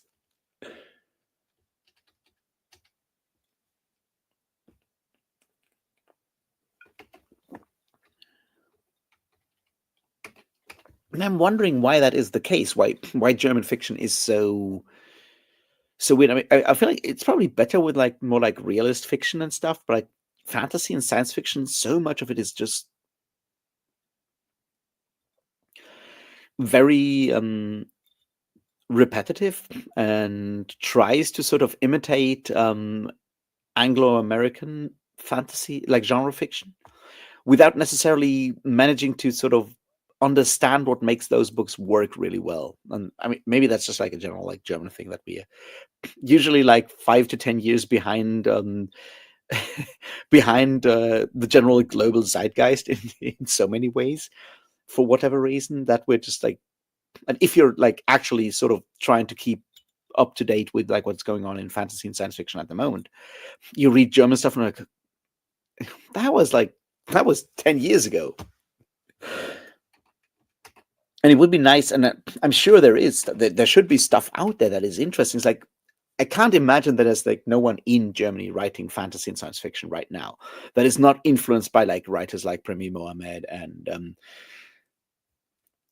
Emily Tesh and writers like that, and go like and writes like really interesting, aggressive political genre fiction, or not necessarily aggressive. I mean, Siege of Running Grass is quite the opposite of aggressive in a lot of ways, but like writes that kind of stuff in German, but maybe it just doesn't get published, and you need to actually know the people and get it handed under like a counter under a shop counter in a brown bag, nondescript brown paper bag, because we can't have that in Germany. I don't know.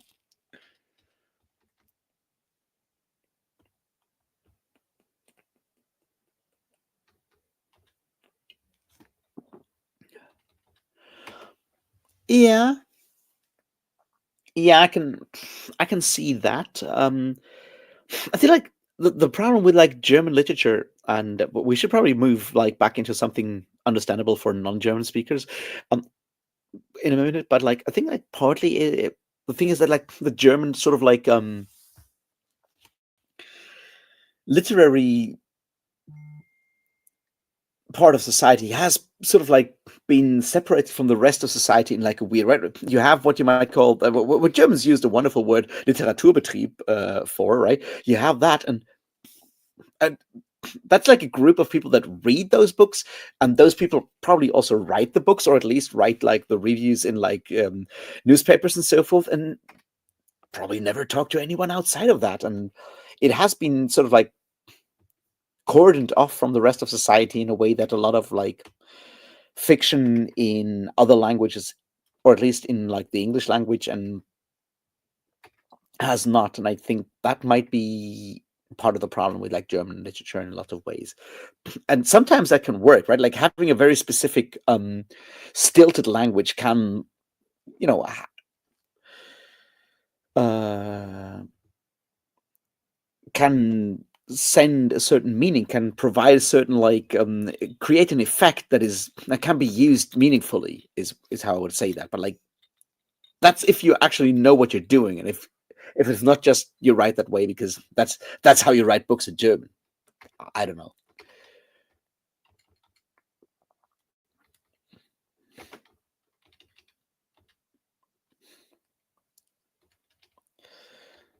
Yeah, quaint, true. Like especially when they're trying to sound like and I think it kind of works worse in like realist fiction, right? I mean, the language in Stein and Flöte, for example, is stilted, but it's trying to go for that tone between like fable and between a fable and a fairy tale. It's like people won't speak like street slang in those kind of books. That's fine, but like if you're trying to write realist fiction about poverty and the experience of being an unemployed single parent in 21st century Germany, you need a different language for that. And maybe that's because the kind of people that actually get published don't ever have that kind of experience, and just don't know how that feels and does works. And that might just be part of like how the industry works, right? That it's difficult to get published unless you have the connections and the personal connections and so forth that actually get you into those spheres. And if you have those, you don't have the experiences that actually are necessary to actually to write these kind of things authentically.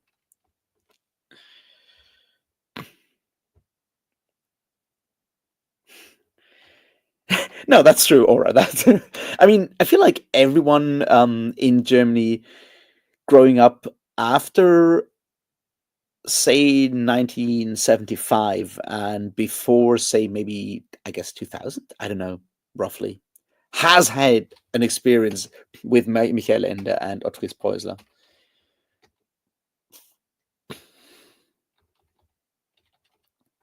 I'm just like delineating roughly the numbers here, but like I feel like, I mean, Michael Ende is like probably the one German fantasy author that international people have actually, well, if not read, then at least seen the movie, I guess, for Neverending Story.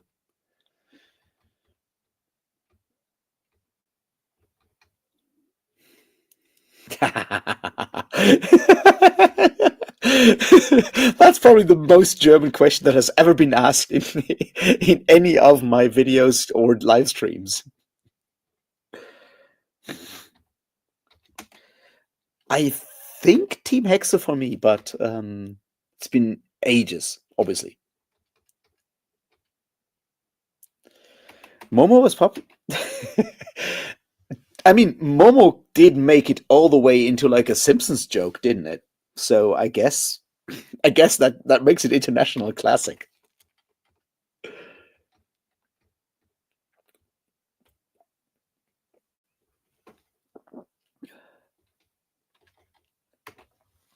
Yeah, Erich Kästner, obviously, but that's more like a classic, right? I don't think.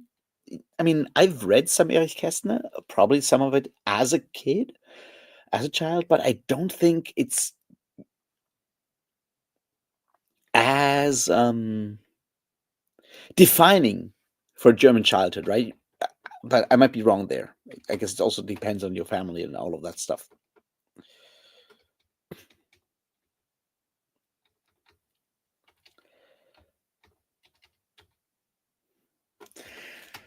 All right, Team Wassermann. Ein Nuck. So yeah,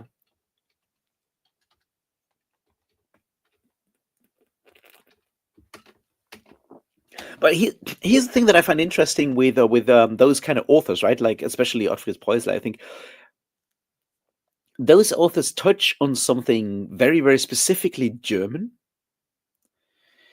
That a lot of like newer German fantasy, for example, genre fiction does not actually touch. It does not actually express anything German. Like when you read like Wassermann or let me translate the Little Witch, the Small Witch, whatever you want, the Little Witch and the Little Waterman. Is there like a word for that? Like not the mermaid, like merman, the Little Merman, basically. If you read those feel very German, the same way that say Krabat feels very well, not German, but because it's Sorbic, but it has a very specific identity that something like the dwarves or the elves or the elf dwarves or the dwarf elves or whatever does not have.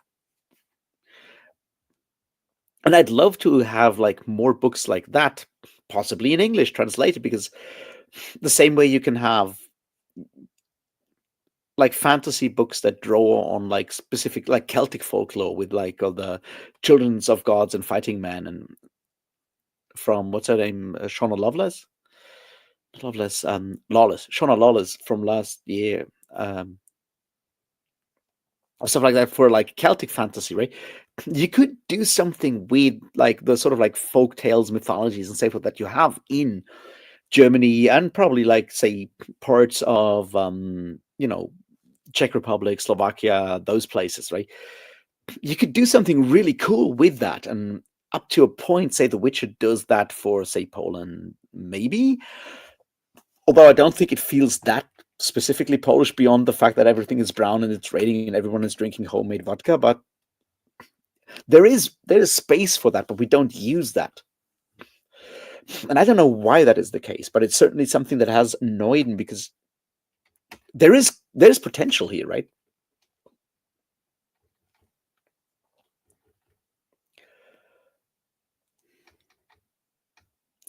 Hey Chadia, how you doing?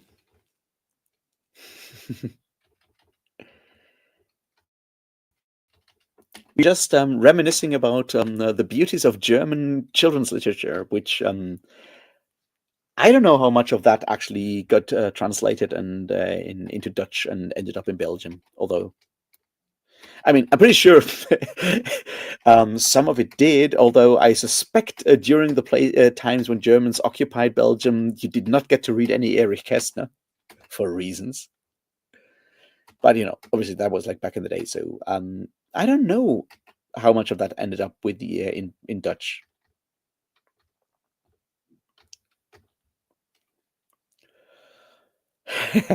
Well, there's a lot we need to take back from the identitarians. That's for sure.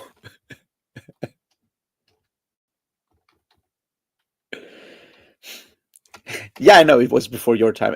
I mean, it's more like that, like how history sometimes influences which kind of books get translated and end up in different languages. Obviously, wasn't suggesting anything beyond that here. I hope that was clear.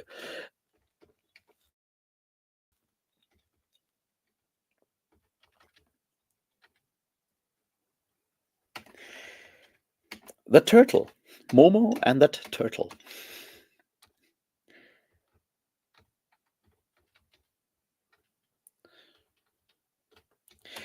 And I agree. Like the Eva, the medieval sagas or the medieval stuff is really, you can do a lot with that, but you have to like de-Wagnerize it first, and that's kind of hard.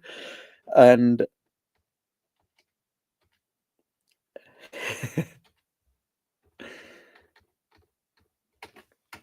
well, the problem with Charya is that like as old as I feel, I sometimes forget that not everyone has been around for as long as I have, right? But yeah, so there's interesting stuff to be done with a lot of those medieval stories as well. I think it's one of those things that I'll try to explain that, and then we'll move into something more international again. I hope, because I feel we may be leaving some people behind, but like one of the lesser known crimes of the Nazis. Trust me, there's a lot of them. Don't get me wrong, but like one of the things that the especially the Nazi time between like 1933 and 45, of course, did to German culture in general is that it basically made a lot of stuff that is part of the larger German speaking culture. Obviously, Germany being a construct of the 19th century and so forth is its own like mess. And I'm living in a town that has the Herder Institute, and if you ever want to know more about German constructing a German identity, Herder is the guy to go to, or not. Is that it made a lot of stuff sort of untouchable in all kinds of ways. Like German traditional folk music is basically dead and has been dead ever since. And what is now called like German folk music is, well, it's Schlager, and it's incredibly sanitized because you can't actually have those kind of folk songs because you know they're pretty dark and brutal in all kinds of ways, but they're also tainted with that specific having been used and by Nazis in a lot of ways, and a lot of like medieval and other traditional folk tales, legends, stuff like that has been sort of drawn into that vortex, and it's very difficult to get those things out of there. And it does make modern German culture, I think, in a lot of ways, it does make that very much a construct that is deliberately trying to stay away from the past for, once again, understandable reasons. And but it does make a lot of stuff feel artificial. And you have authors like sort of like Otfried Preußer, for example, sort of like tap into certain things beyond that specific cultural rift from the early 20th century, and understand that sort of like a spirit sounds too woo-woo for me personally, but like they do understand like a certain atmosphere, certain sort of thing there, and can capture that, and it's very difficult to actually do that. And I feel like a lot of like German literature, German art in general, has suffered from that. You can obviously always act against it and react against it and be modernist and postmodern and all of those things, but sort of grappling with that sort of like deeper history is something that is very, very difficult because of that sort of like historical rift that you have there.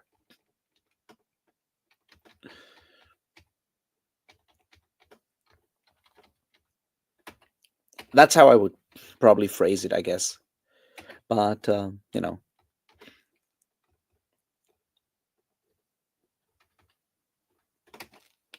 it's one of the like things that are sort of like really difficult to sort of like understand, I think, but also explain, because at the end of the day, when it comes to all the things that Nazis did, destroying German culture is probably one of the lesser crimes, but it's still something that opens like sort of like roads for contemporary like right-wing sort of groups to sort of like inroads for those kind of people, because they're like, well, there's no German tradition, we need to bring German tradition back. And it's like, well, not the one that you're looking for, mate. That's not the one.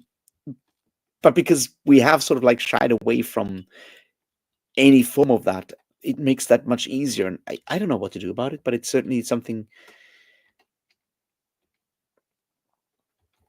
I've thought about. And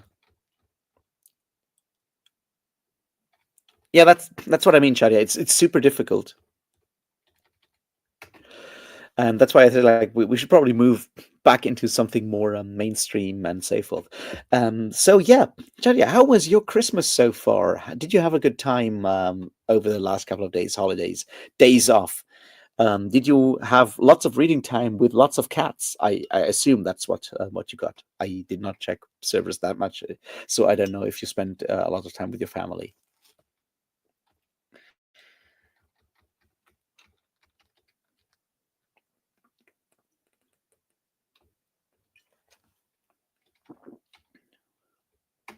But like one thing that I think we can always draw from that is like it's very hard to understand if you're not German, but like if you're drilling down to that, like wherever you're from, like whether you're German, whether you're Belgian, what even in Belgium, whether you're Flemish or Walloon or on that level, everyone has sort of like those sort of like historical sort of traditional paths, whatever, like around their region or whatever, that are incredibly hard to explain or define for everyone else. I wish we would have more of that sort of represented in fiction, because obviously representing that in more political dimensions is usually a really bad thing, but art is one place where you can actually do that in really cool ways, and I'd love to learn more about those kind of things. Like earlier this year, I was in Łódź in Poland, and we went to like a regional museum, and we learned like all kinds of stuff, like the local like regional like 18th, 17th, 18th century like agricultural traditions and stuff. And it's so cool things like the way you learn like how the color you paint your house does like sort of signal stuff about like how the marital status of the people living in there. It's like if it's blue, that means the person in there is certainly is unmarried and is also is still looking for a partner or whatever. And those are such cool things. You have those like in traditional clothing, all those elements, and they're really cool. And yeah, obviously we've moved beyond that, but like art is some place where we can always use those sort of like that plenty of different ideas and concepts and so forth. And art would be one place to sort of do that. And the fact that we have often sort of ignored that is certainly sad. And that's not just like me, not just obviously not German. It's like the entire fucking world could do that, and we're seeing more of that. Obviously, with a lot of more self-published books coming out, a lot of more like especially with genre fiction slowly moving sort of like its intake out beyond just the UK and America in a lot of ways, and having people from different places come in and bringing in their experiences. But I think there's still more room to do that, and I wish there would be more of that.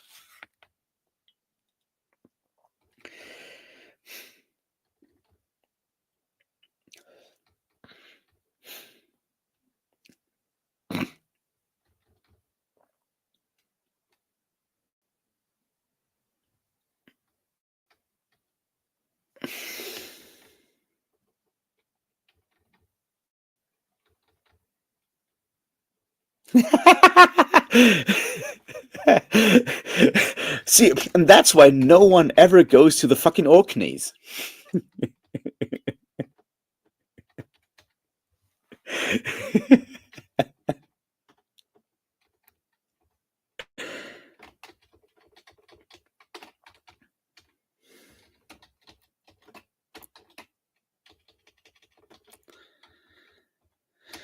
Yeah, the Wicker Man.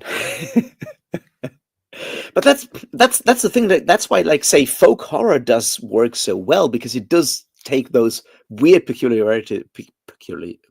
words, man, peculiarities, and makes them feel strange and weird, and turns them into horror. And that's like why Wicker Man does work as well as it does, or at least the old one did. There was a remake with like Nicolas Cage, wasn't there? And I feel like I've seen the trailer in theaters and then luckily avoided the movie, but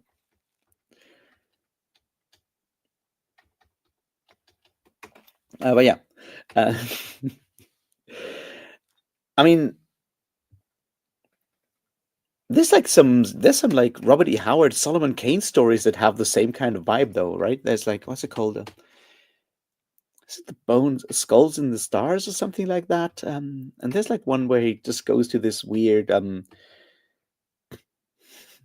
ends up in this weird inn in somewhere in the Black Forest in Germany, and turns out the owner of the inn is like this mass murderer who has killed everyone, and Solomon Kane does Solomon Kane shit.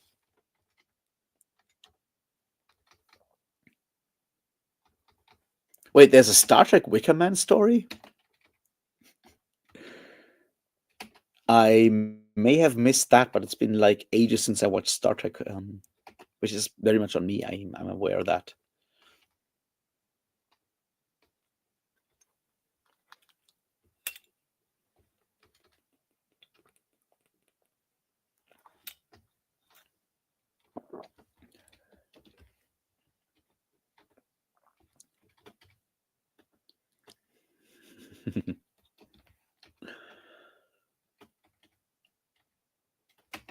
Yeah, it's like I used to watch Star Trek like Next Generation religiously when I was in school, like back in the day when I was in high school, because it was like always broadcast like in the afternoon for whatever. Like they rebroadcast it like repeats, and like usually when I came back from school, so I was like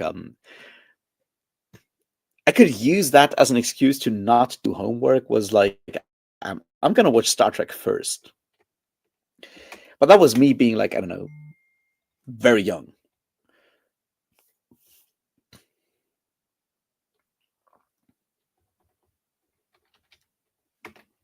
Look, they usually deserve it too, right? I mean, the idea of going to like a weird place, like there's something highly like weird, like troubling in there. The idea that you go to some place that is sort of like backwards in time and has these archaic, and I guess that's sort of like a way for humans to deal with the idea of like deep time, right? The idea that we deal with the fact that we're kind of aware of the fact that we did like some fucked up shit in the past, and we're like, well, those people over there in this village, like next door, which we've always been fighting with like since the dawn of time, those people usually they probably were cannibals back in the day, and if you go like one step further into the forest, they're still cannibals, and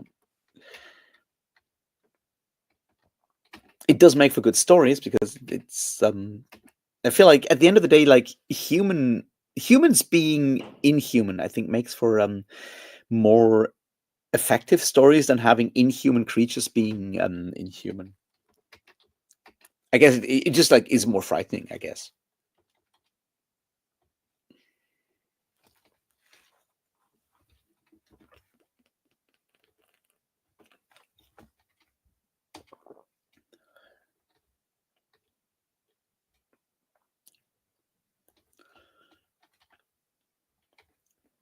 Oh yeah, of course they do have like a colonialism problem. It's like you can't run that kind of space empire without having a colonialism problem. On that topic, I was very, very happy to find that 2024 was the year they finally decided to actually produce an unabridged audiobook of Frantz Fanon's The Wretched of the Earth. So that's something I'm going to read next month, and I'm very excited. I'm sure I'm gonna. Well, I won't have fun, but I'm very glad it finally exists in like an audio version that doesn't, require me to force my screen reader to read it to me.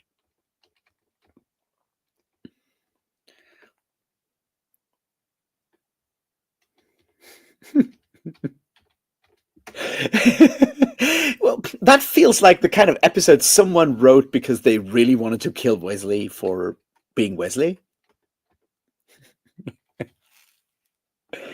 Although I don't remember that one. It's been ages since I watched Next Generation.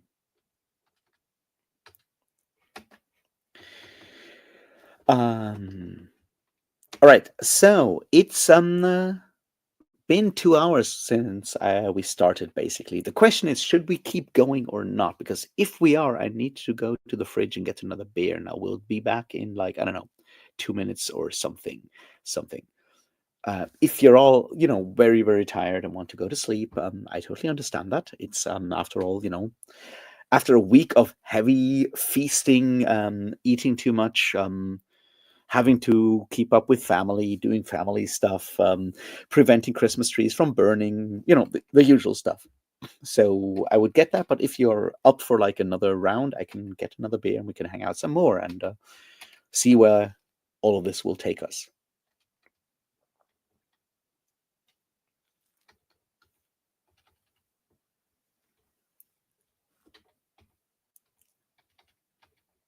No, you're right, Apollon, and it's nice they finally decided to actually do that.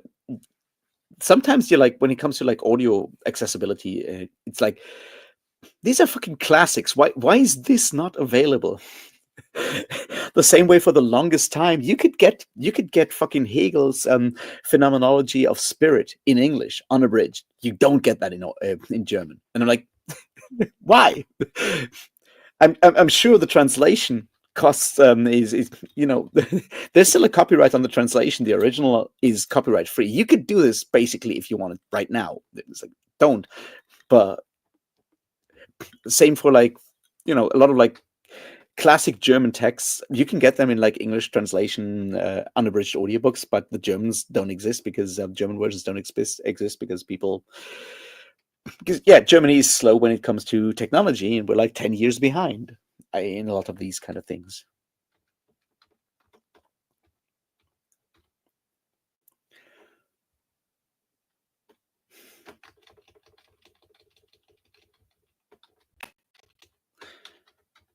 Oh, so what you're saying, Ida, is that having the kid at home and not at school is actually more tiring than having the kid at school. I guess that's how I'm reading that.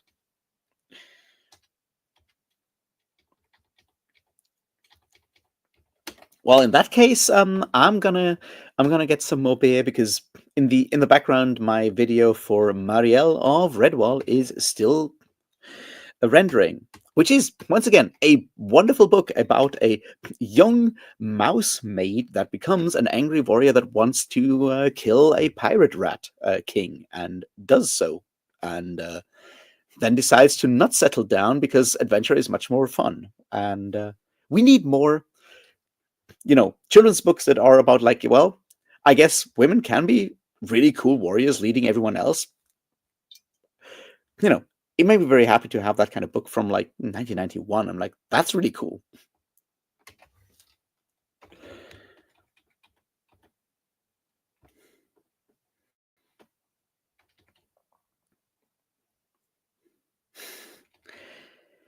Uh, Adorno is still not around, and not much of his stuff. Like you can't get fucking Dialectics of Enlightenment as an unabridged audiobook, and I know. All right, I'm gonna get myself another beer, and then we'll be talking about well, maybe Adorno. I don't know.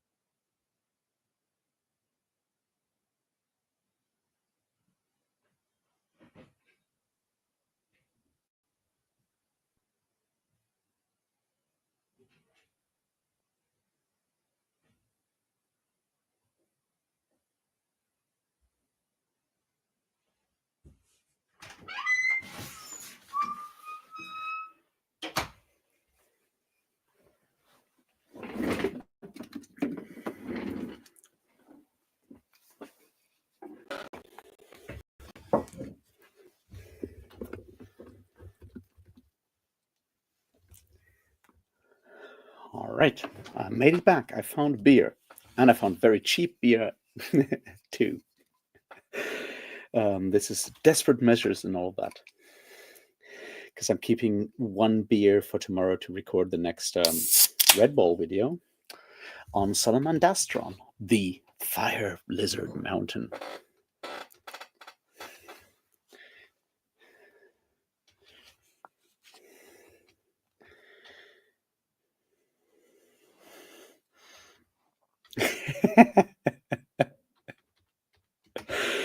Yeah, I can. I said, like, I had this encounter with my niece today, and she's like 15 months old, and she's already out of control. And I don't know if she got that much sugar, but she was certainly born drummer if ever I saw one. She's very happy to hit everything that makes a noise, as much as possible.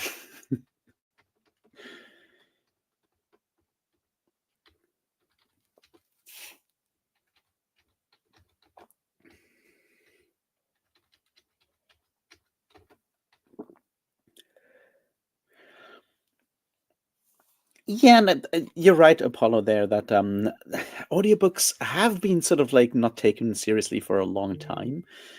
And in Germany at least, I think partly that's like in the US, they have been taken seriously for a long time because you have a lot of people doing like long ass drives and listening to audiobooks on tape back then was like really, interesting thing. I remember Neil Gaiman um, spoke about that, about how he wrote American Gods doing like a road trip through America and listening to Stephen King audiobooks narrated by Stephen King on the way on the tapes in the 90s. And that's something that at that point in Germany, audiobooks were just made for the blind, and they were like narrated by amateurs, and you could get them from like specific audio libraries for blind people and stuff like that. The idea of like actually having commercial audiobooks is something very, very new to Germany,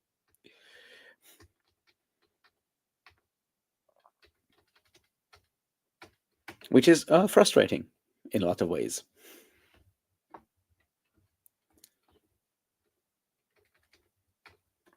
Which is one of the I think I mentioned that in like the one of the last like sprints. Like one of the things that I really appreciate about like Redwall is that Redwall has some interesting things around blindness that I because Brian Jakes did actually start out writing these books because his job was reading books to kids at a school for blind people, at a blind school, right?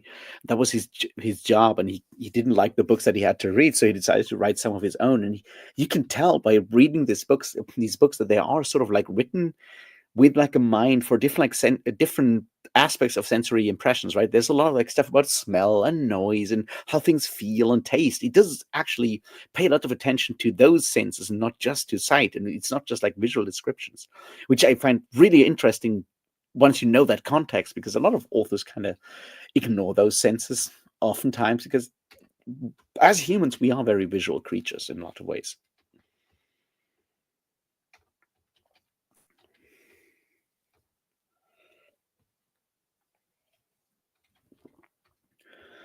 All right,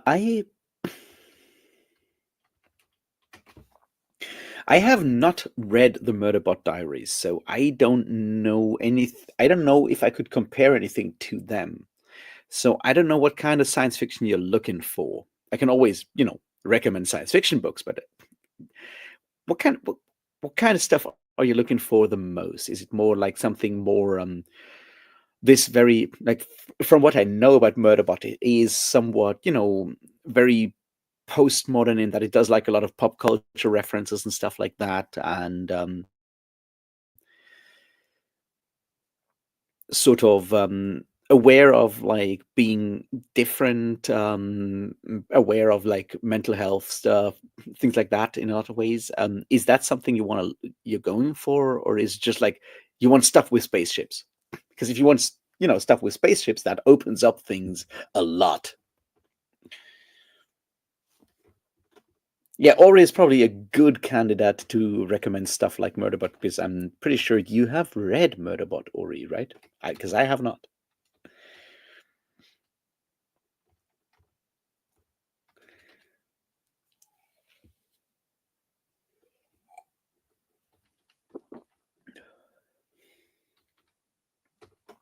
I just learned today that the first Murderbot audiobook is currently free on Audible, so maybe I should just read it to know what they're talking about. Hey, Britton, how you doing? How was time with Grandma? I hope it was good.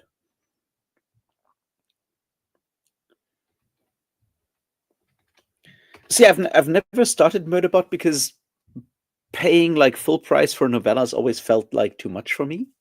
But since like the first one is free currently, I'm like, I'll just try it.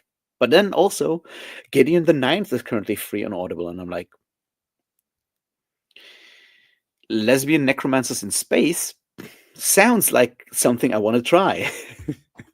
Also, since Ron, who's currently not here but has been in chat before, told me that anyone who enjoys Book of the New Sun should also read Gideon the Ninth. I'm, you know,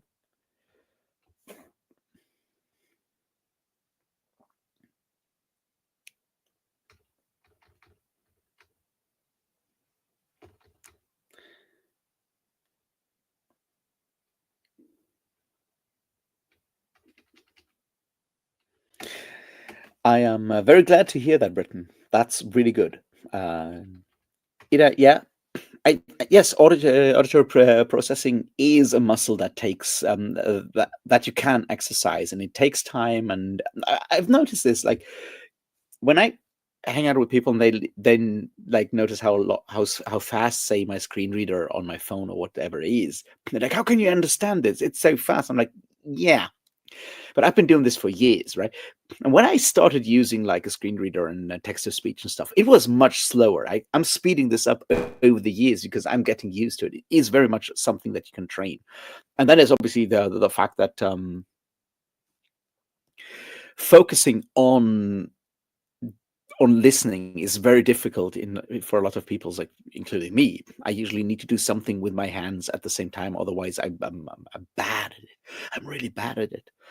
So I do the dishes, I hang up laundry, I do other dumb stuff, right? I knit scarves for people who don't need knitted goods and shit like that, because that helps me focus.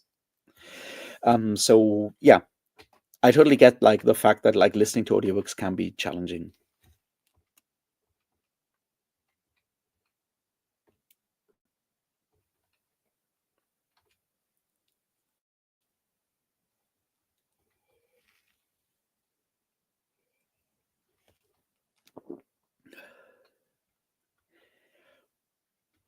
Hey, also, how you doing?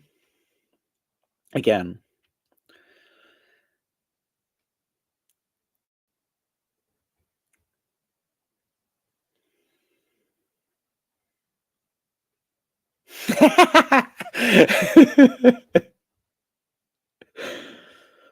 Now that sounds interesting. Like Stanislav Lem in general is just so good. I mean, Stanislav Lem, the person, not necessarily huge misogynist as far as I'm aware, but some of his books are just like really good, like really interesting, and not just Solaris, and not just the Star Diaries or whatever they're called in English, and interesting author in a lot of ways.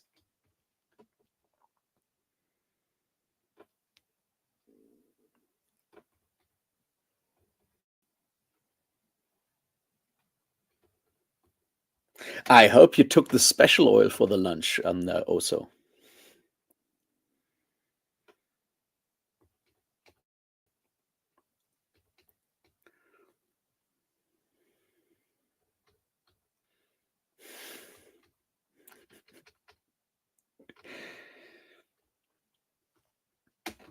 That's interesting that Philip K. Dick thought that. But Philip K. Dick thought a lot of weird things about a lot of different people, and I can see Philip K. Dick liking Stanislav Lem. I mean, Solaris is the kind of book that Philip K. Dick could potentially write in a lot of ways. So yeah, I can see that.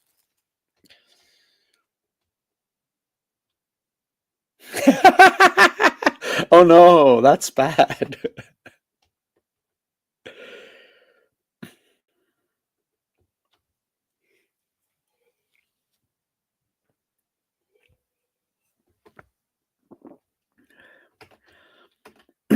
Yeah, the whole like I don't even know how to pronounce his name, but yeah, that whole political stuff is difficult in a lot of ways. I haven't read the Three Body Problem either because of that. I might at some point, but yeah,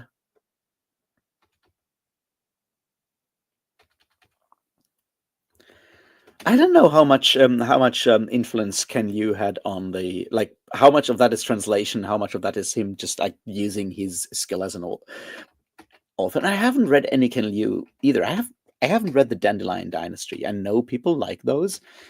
I haven't tried them yet.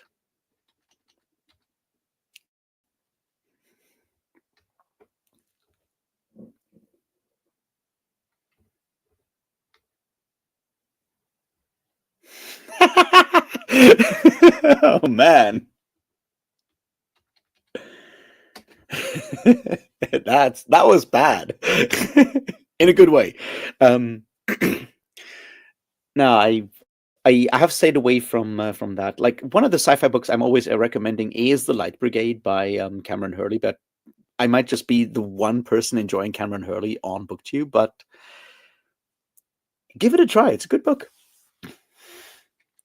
It's really cool. It's like, what is Starship Troopers but feminist and also time travel?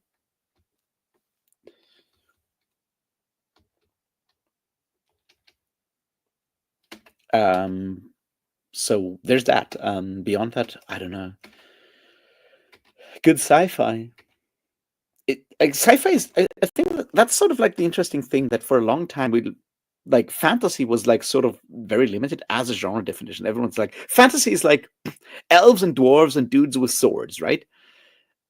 And sci-fi is, well, spaceships, but it's also mutants, but it's also cyberpunk, like dudes with like implants in their brains, but it's also like everything else was sci-fi.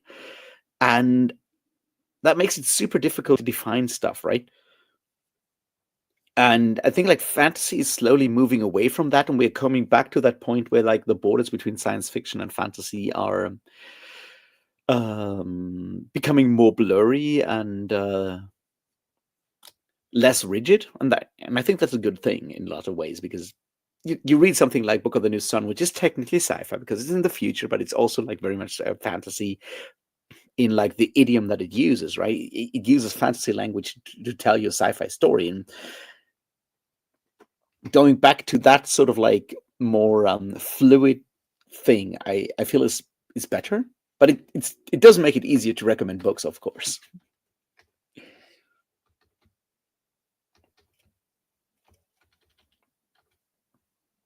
But yeah, I haven't read Ken Liu either. It's like maybe I should try the Dandelion Dynasty. I don't know.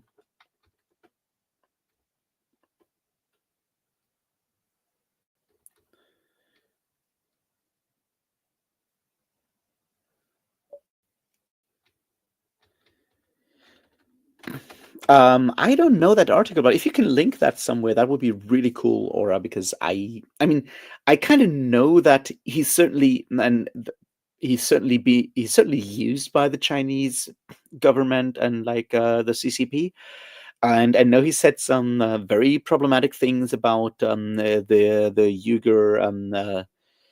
Uyghur camps and stuff. I'm just not sure how much of that is like him going like, well, if you live in China and you want to be a published author, you kind of have to go with the program, and how much of that is like actually him believing those kind of things. I don't know, but if you have like something more in depth, that I'd be very interested in reading that.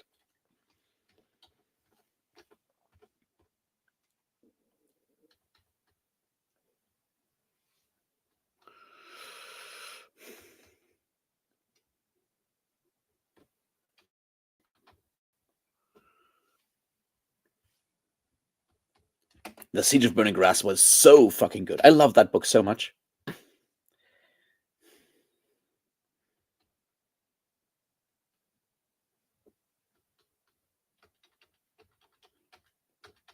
No, I was like I love the title, and I read like the description. I was like, I'm gonna read this book, and I was so glad I actually picked that one up. And yeah, certainly one of my favorite reads of this year was the Siege of Burning Grass. I love that. So I guess I'll have to read more Premier Mohammed at some point. And it turns out that The Butcher of the Forest is going to get an audiobook at some point, or so she says. So there's that. And that one sounds like something I might enjoy. Maybe I should also try her what's it called? The more like cosmic horror thing, the trilogy that she wrote.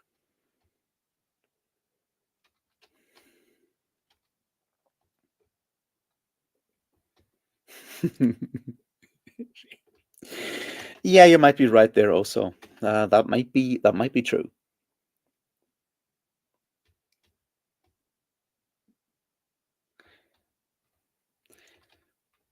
Siege of Burning Grass is a really good book. It's not an easy book to read. It certainly has it's painful, but that's kind of the point. And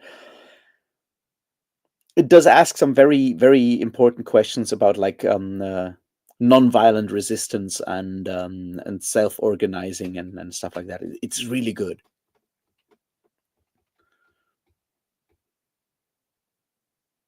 Beneath the Rising, yeah, that's the one.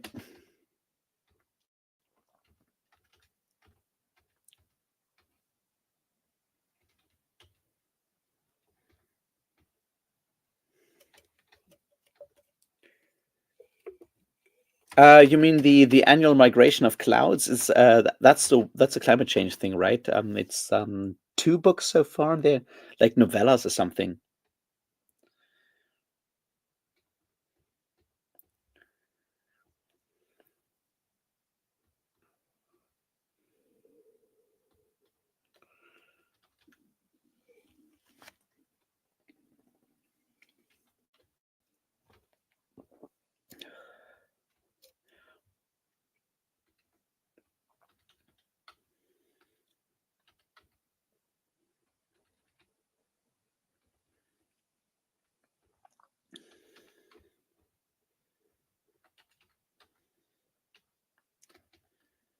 I know she mostly posts like pictures of her cat on Blue Sky. That's like the main thing I know of Premier Mohammed is that she has a gray tabby cat that is apparently always hogging her keyboard. Colonizing her keyboard is the phrase that the alt text uses.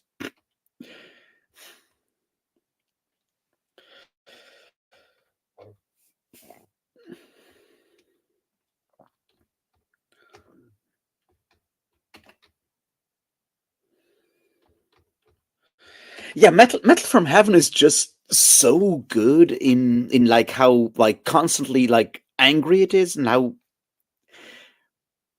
there's adrenaline on every fucking page and I love it for that and I do really enjoy it for all of that and lesbian biker gangs robbing trains and I'm there for it. It's really good just for that.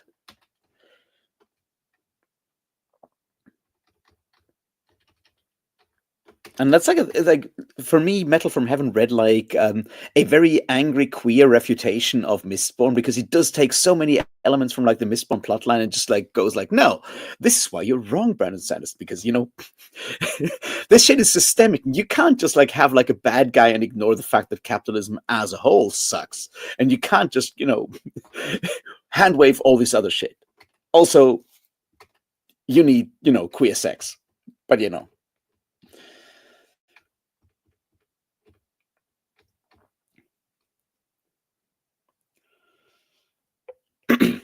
that's what Kim Stanley Robinson usually does, right? I mean,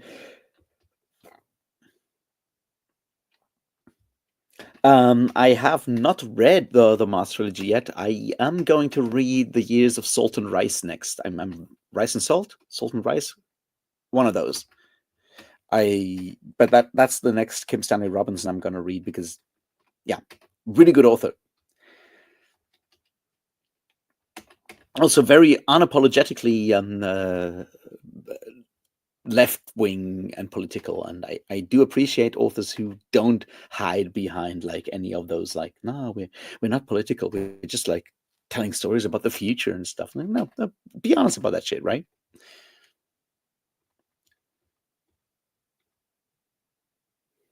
Years of Rice and Salt. Yeah, that's Rice and Salt, not the other way around. Yeah, that's something I'm very much looking forward to. I guess it would probably pair really well with like a reread of Dawn of Everything by Graeber and Vengro, because you know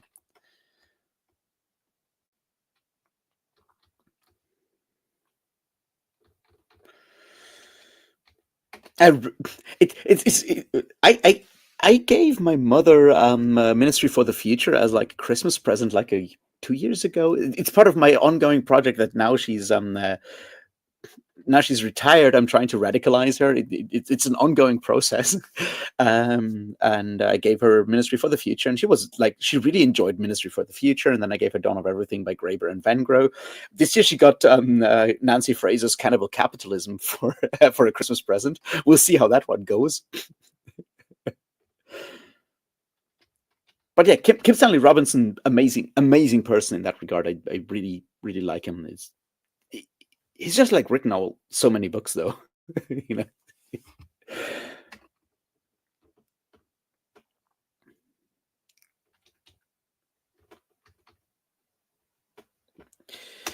The Ministry book is also the Ministry book, I think, is a really interesting roadmap of like what we could do if democracy works and the United Nations kind of actually had some teeth and could actually get shit done and so forth.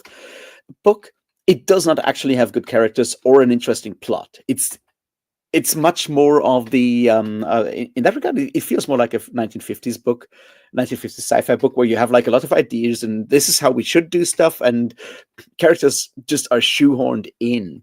But it has a group of terrorists that are assassinating the CEOs, so there's that.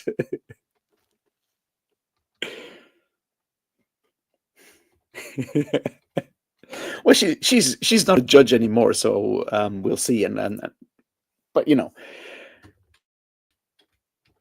it's something I'm working on it.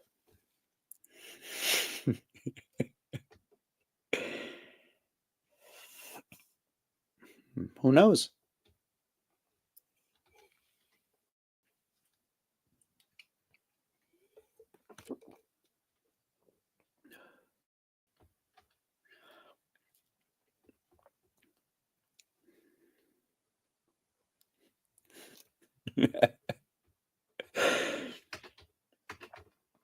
It's an ongoing process. Like if she actually enjoys Cannibal Capitalism, I think I've moved actual mountains at that point. But to be honest, Cannibal Capitalism is a very good book. Like when it comes to like current serious old school Marxist thinkers, Nancy Fraser is probably the most accessible, most powerful when it comes to like actually vocalizing ideas and as a public speaker. Shame she didn't get that professorship, lecture, like visiting professorship in Aachen after all. For reasons. Because turns out signing a Philosophers for Palestine thing in 2023 was not a good idea if you want to actually lecture at a German university.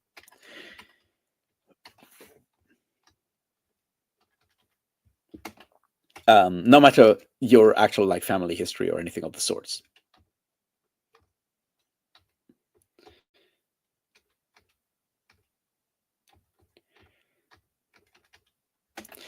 But yeah, so yeah, maybe Aurora sounds like a good start if you want to continue with your Kim Stanley Robinson reading, Eva.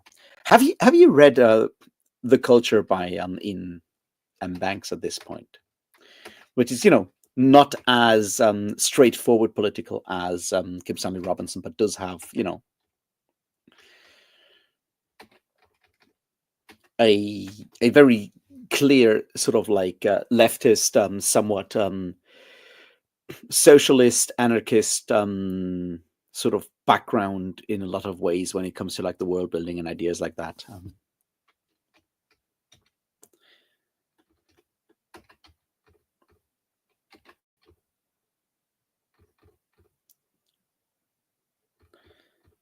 We definitely need to do that. Also, I'm sorry, I kind of let that one slip. I mean, I did talk about the fourth one, the short story collection, State of the Art. So the next one would be,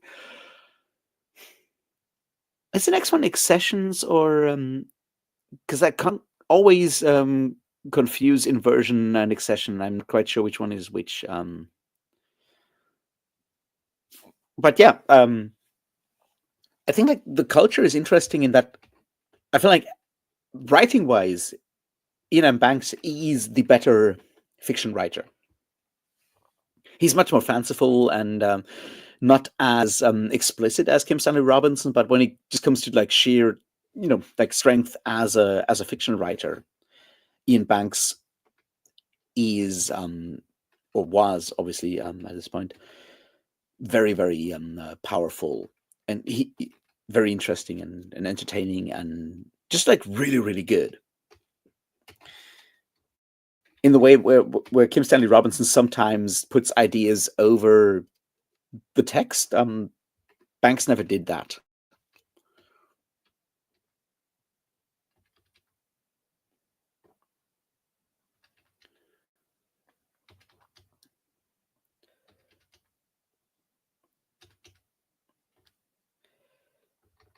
Yes, Eva, we talked about the first four, which is like three novels and a collection of short stories. Those being, the first one is Consider Fleabus, the second one is Player of Games, the third one is Use of Weapons, which is the one where everyone talks about the structure, and then there's State of the Art, the short story collection. Accession is, yeah, that's the super weird one, and Inversion is the one that is basically a fantasy novel.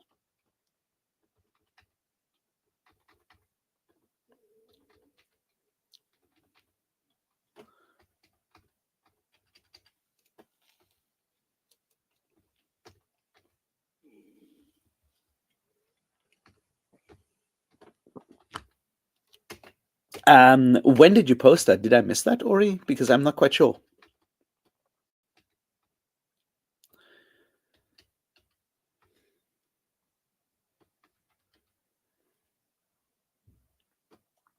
Well, Eva, we're not starting anytime soon. I feel like, at least not for like a couple of weeks, and it's very slow going because I'm really bad at this, at the organizing stuff.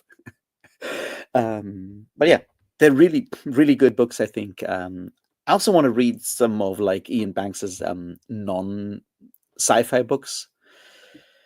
Although I'm kind of scared to read The Quarry. I feel that's the one that's gonna, actually hurt.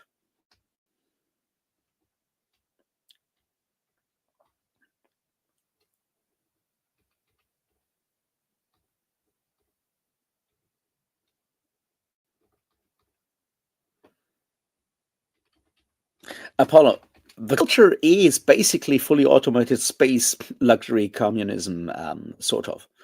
It's Ian M. Banks's series of 9 novels and one short story collection of sci-fi stories set in the culture, which is a post-scarcity society ruled, but not ruled, but like organized by artificial intelligences, where people can do whatever the fuck they want and change gender as many times as they want, and basically live forever and have everything because there is no money whatsoever, and how that kind of impacts how they deal with stuff, and how some people are just not made to live in that kind of society and start fucking around with other stuff. It deals with the idea of,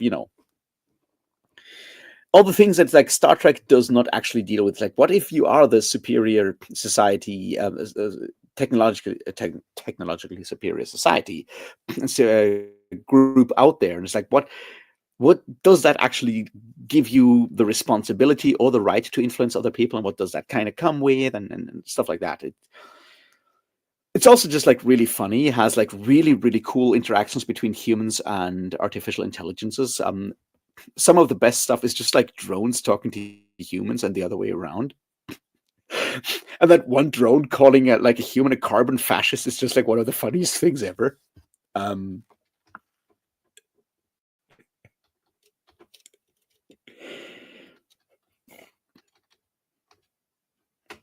so it's a lot of weird stuff. It also gets like very grotesque from time to time because Ian M. Banks has a very grotesque kind of humor sometimes. Uh, Yeah, it's a lot, is how I would describe it. It's certainly one of the most interesting sort of like sci-fi series of the late 80s and 90s and early 2000s until Banks passed in around 2010-ish, I think, roughly, from cancer. And the last book he wrote was, so Ian Banks wrote realist fiction under Ian Banks, and his science fiction stuff under Ian M. Banks, which is his middle name, and so forth. And his last novel is called The Quarry, which is basically him writing about his experience going through chemotherapy and terminal stage cancer and so forth. And it was published, well, very much around the day of his passing. And it's the kind of book that I'm scared to read because I'm pretty sure it's going to be really, really bad. I mean, really bad in like an emotional way, not like a writing way.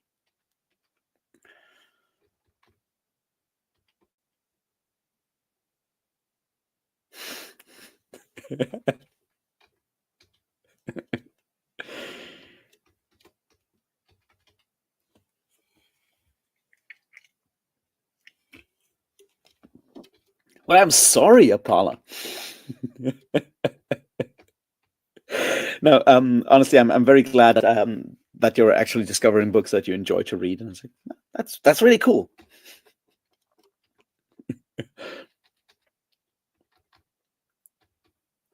Yeah, it is very sad. That's certainly why I haven't read that book, and so it's gonna fuck me up.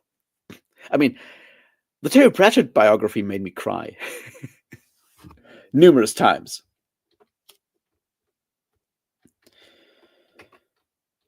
Although you read that book and you're like, well, I guess Terry Pratchett was kind of a dick, and I don't want to hang out with that guy, but man.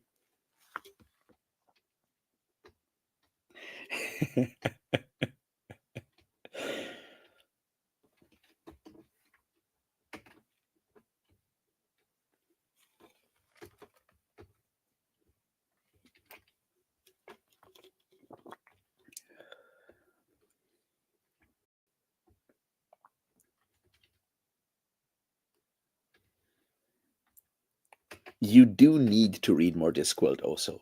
That is objectively true. That is actually true no matter how many times you have read all of Discworld.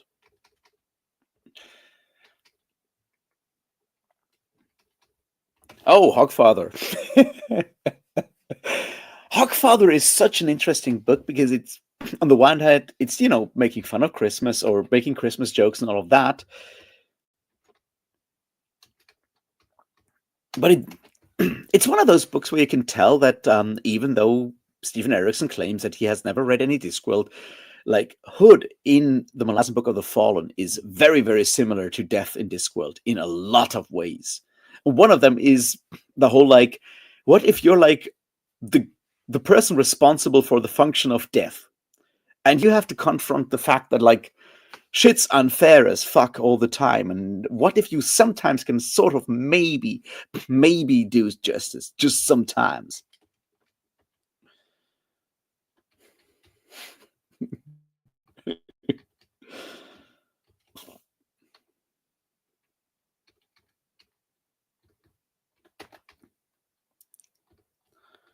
There's like that scene, like the whole match girl situation in Hogfather. I think is just really interesting because obviously you have the story of the match girl as is it an Hans Christian Andersen? I think it's an Andersen fairy tale, and it's grim as fuck, right?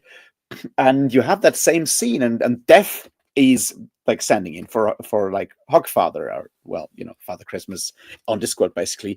And you have that scene, and she's freezing to death, and she's like, "No, today I'm not Death. Today I'm Hogfather. I'm doing the right thing. She can live again because fuck that shit." And that sort of like element of like acknowledging the fact that being in a world where they are sort of like divinities, personifications of natural functions and so forth, being the person who has to deal with death all the time is absolutely fucking frightening, right?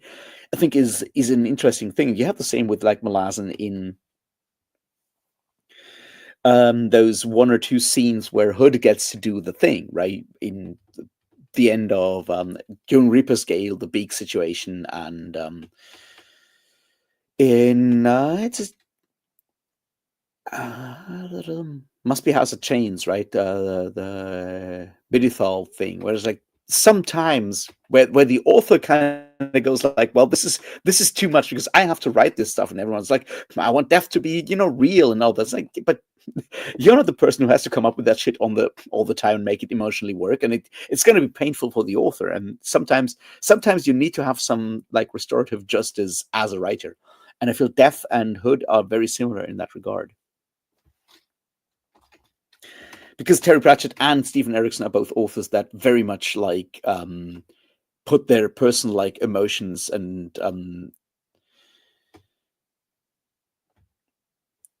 how to say that personal ideas and beliefs into their writing in a lot of ways, without like any sort of like protective veil of this is just fiction or whatever. It's like, no, you get the raw emotions of Terry Pratchett when you read Discworld, and you get the raw emotions of Stephen Erickson when you read The Malazan Book of the Fallen, which is like making yourself incredibly vulnerable and leaves you open to the fact that like people are going to read your book and totally not get what you're saying.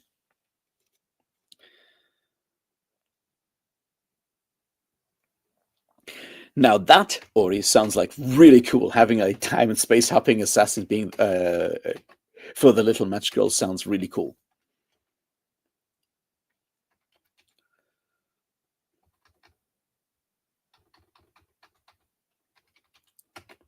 Yeah, as I like, or also, I'm glad you agree. It's like Hood and Death are very similar because they're dealing with the same sort of issue, and how it's actually incredibly fucked up to be the kind of person who has to deal with that fact.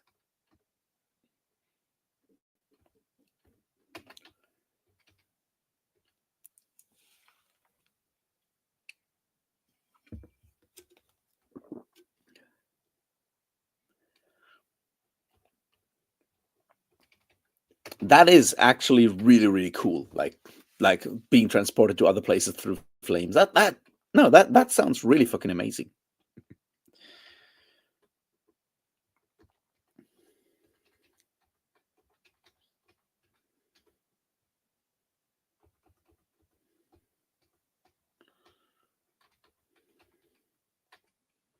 Well, not in Discworld either.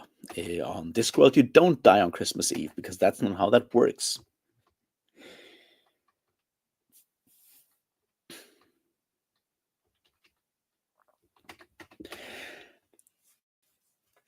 No, but like in a lot of ways, I'm not the biggest fan of Hogfather because it is a bit too Christmassy for me when it comes to Discworld novels. But it does have those elements where, you know, yeah, Death going like, this sucks. No, I'm gonna change this. No, this is the myth of this is like the magic of Christmas is that everyone can feel warm inside because they know that other people are dying outside, and it's not them. It's like, yeah, but maybe if you have actual magic, you don't have to do that.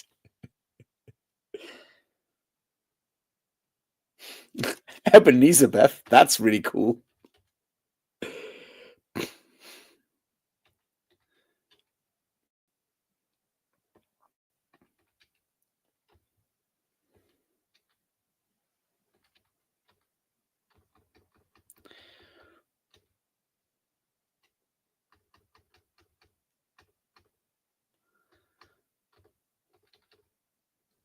I think you have to explain what series of text adventure that is at this point, Ori, because that's really, really cool. Also, like, are all Hans Christian Andersen stories super fucking depressing, or am I just sort of only talking about the main like 2 or 3 that everyone knows? Because it feels like all of his stories were super fucking depressing. As the one expert by virtue of being Danish, Ida, am I misreading this?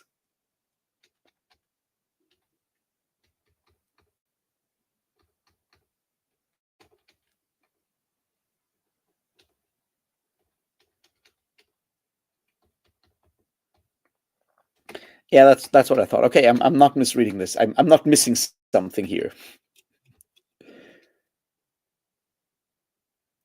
Oh, you did. I have to check that.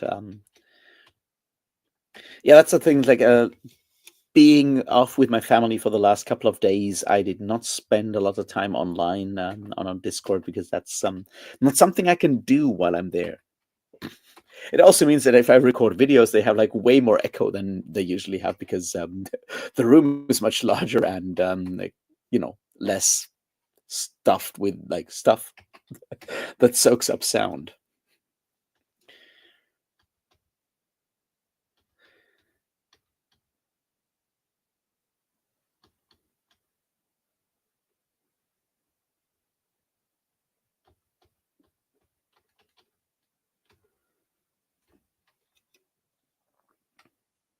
Now that's some powerful words right there.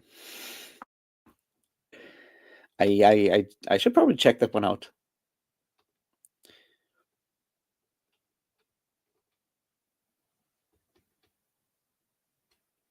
Yeah, yeah, sounds like it might be bad stuff. I mean, that's like the other thing that you can see with what someone like Hans Christian Andersen does, right? He takes like the idea of like a fairy tale and then turns it into like something modern or like dealing with modern concerns in the way that like your classic like Grimm's fairy tales or like the French version of that don't, because obviously they're like traditional fairy tales, right? And he does turn it into like something more autobiographical and like dealing with contemporary sort of like concerns. And I think that that's interesting because it gets super fucking visceral in a way that, yes, like older fairy tales are as well, but it's easier for us to sort of like distance ourselves from, say, like a Grimm's fairy tale than it is from a Hans Christian Andersen one. And it shows like a way forward. It, what it does, I think, is explain or not explain, like make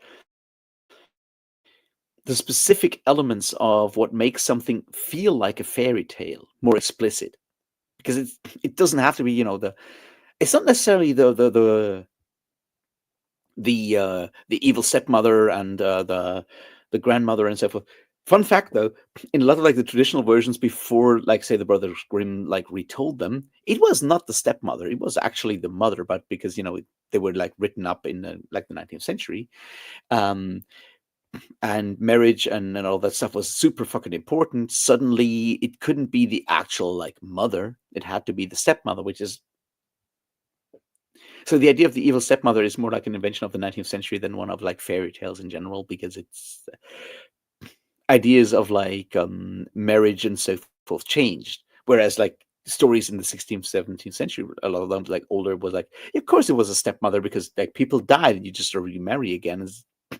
You have those kind of families no matter what, right?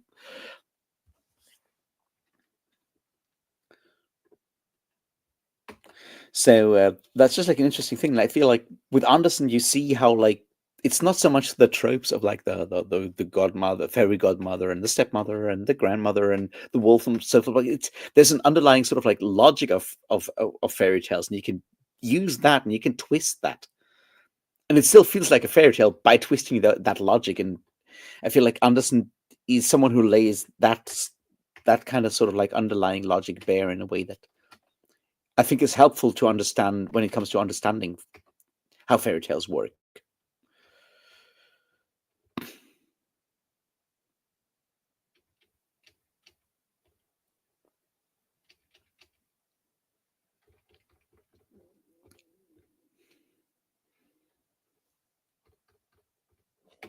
I think in German it's just called the Tin Soldier. I like the German version, like Tin Soldat, but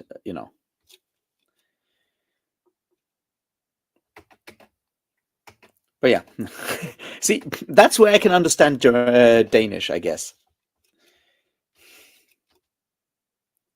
In German, it's just called the Tin Soldat. Not the in German it would be der standhafte Tin Soldat, but I don't think it says the standhaft in the German version of it.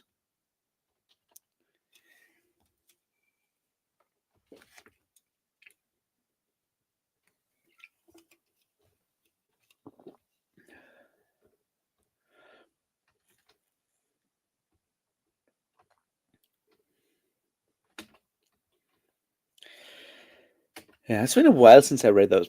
I think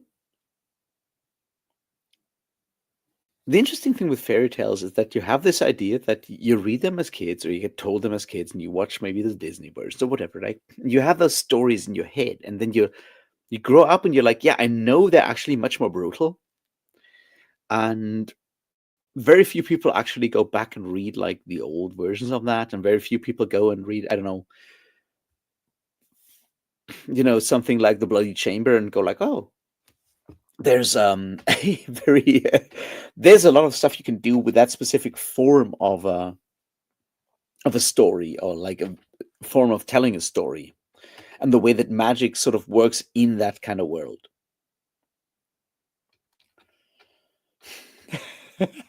My German is a lot of things, but it's not smooth, trust me. And that's like one of those things. I feel super weird talking German on YouTube. I rarely do it. Like years ago, I was like recording, like when we were recording uh, the Malazan collaboration videos with Councillor Oxenseller, right? Council of Moonspawn on YouTube. And we were talking in English, and then we stopped recording, and then we started talking in German, and it felt so weird.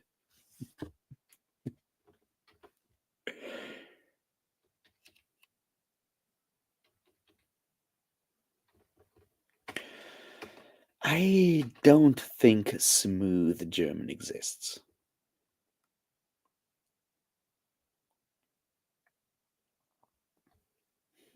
Yeah, you're right there. All right, it does have that, and I think you're right there as well, because you know Anderson was aware of Greek tragedy in the way that people writing or not writing, but like telling fairy tales, like folk fairy tales that were then collected, were not necessarily, like Anderson being somewhat educated, was aware of Greek tragedies in the 19th century. So I would argue that is deliberate, and that's like an interesting element there, because like someone like Anderson was writing fairy tales, and not just like retelling stories that slowly sort of like congeal into a specific form. And there's an element of like uh what's the word, not agency, I'm missing words here. Never mind. I don't want to do like a word search, but like there's an element of doing something on purpose here that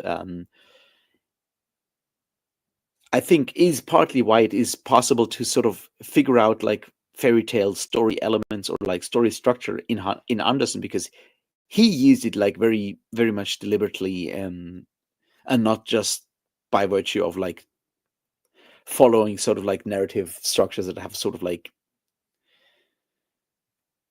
happened over time, I think. And by adding these other elements, and you're definitely right about the Greek tragedy thing there.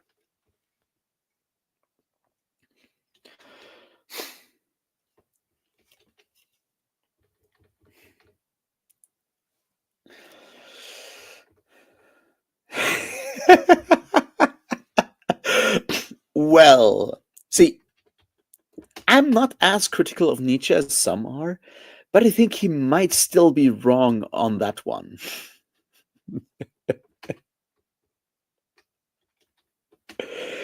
And I'm certainly on the side of defending Nietzsche against a lot of people, but he might be wrong on the living tragedy part.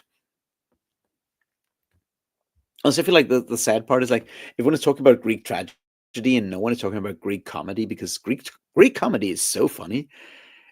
The problem is you need to have like all these like explanations and shit to understand all the dick jokes they're making, because they a lot of the jokes are so specifically the same that contemporary comedy is usually heavily tied to current events. And like you read some Aristophanes stuff, and beyond like Lysistrata, which is the one about the sex strike, so many of the jokes are just like incomprehensible unless you have like you know explanations of the historical context, or are like one of the few people that have like spent their entire last 40, 50, 60 years of life doing nothing but learning about like 4th century BCE Athens.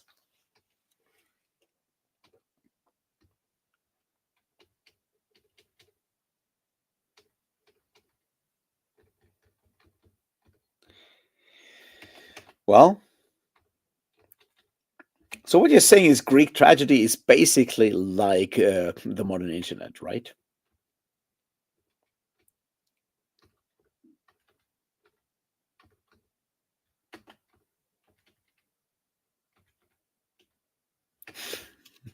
Now, but like, so like Aristophanes is super funny in that regard, which is why that opening quote, and I've said that so many times, like that opening quote for um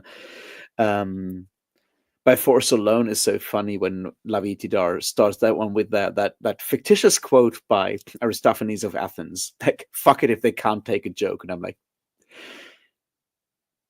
I'm pretty sure you made that one up, but I've read Aristophanes and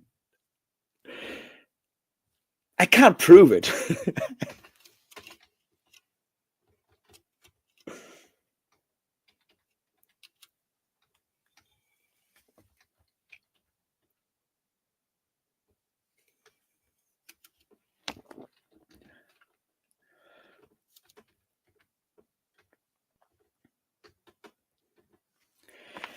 But yeah, I'm running out of this beer as well. I think we might slowly come to an end here today. Um, Thanks everyone for hanging out. I was really, really happy you did that, even on this weird day between all those like family holidays and where you have to, hide from, small children, hide from cats that are highly aggressive and massively overweight. And maybe that's just like my personal experience, but I'm very happy you did that. Thanks everyone for, sticking with me through like the last couple of live streams of the sprints in the morning when you had time and all of that. I do very much appreciate all of that. I'll do some more Redwall stuff, and the Mormonism video will come out next week ish. I'm getting much more confident about the whole thing, which is bad because it means I'm gonna re-record, make every single part until I feel it's perfect. But at least I know at least I know where I'm going now.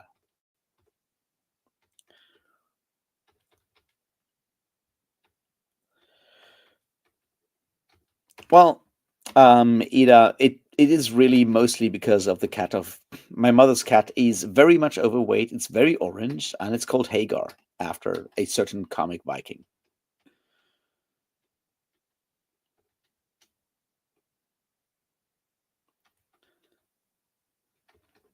Now, of course, Tidar is not the first to make up quotes.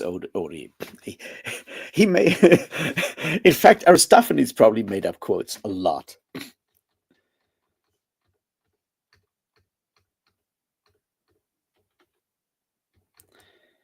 So yeah, once again, thanks everyone, and cheers and all of that. And I'll have to figure out how to actually end the stream. Where is that? Where is that button? Which is in fact almost the title for the Bruce Dickinson from Iron Maiden autobiography, which is called "What's This Button Do?" Which is more funny when you know that he's also like a pilot and everything. Anyway, thanks everyone for hanging out, and I'll see you around somewhere. And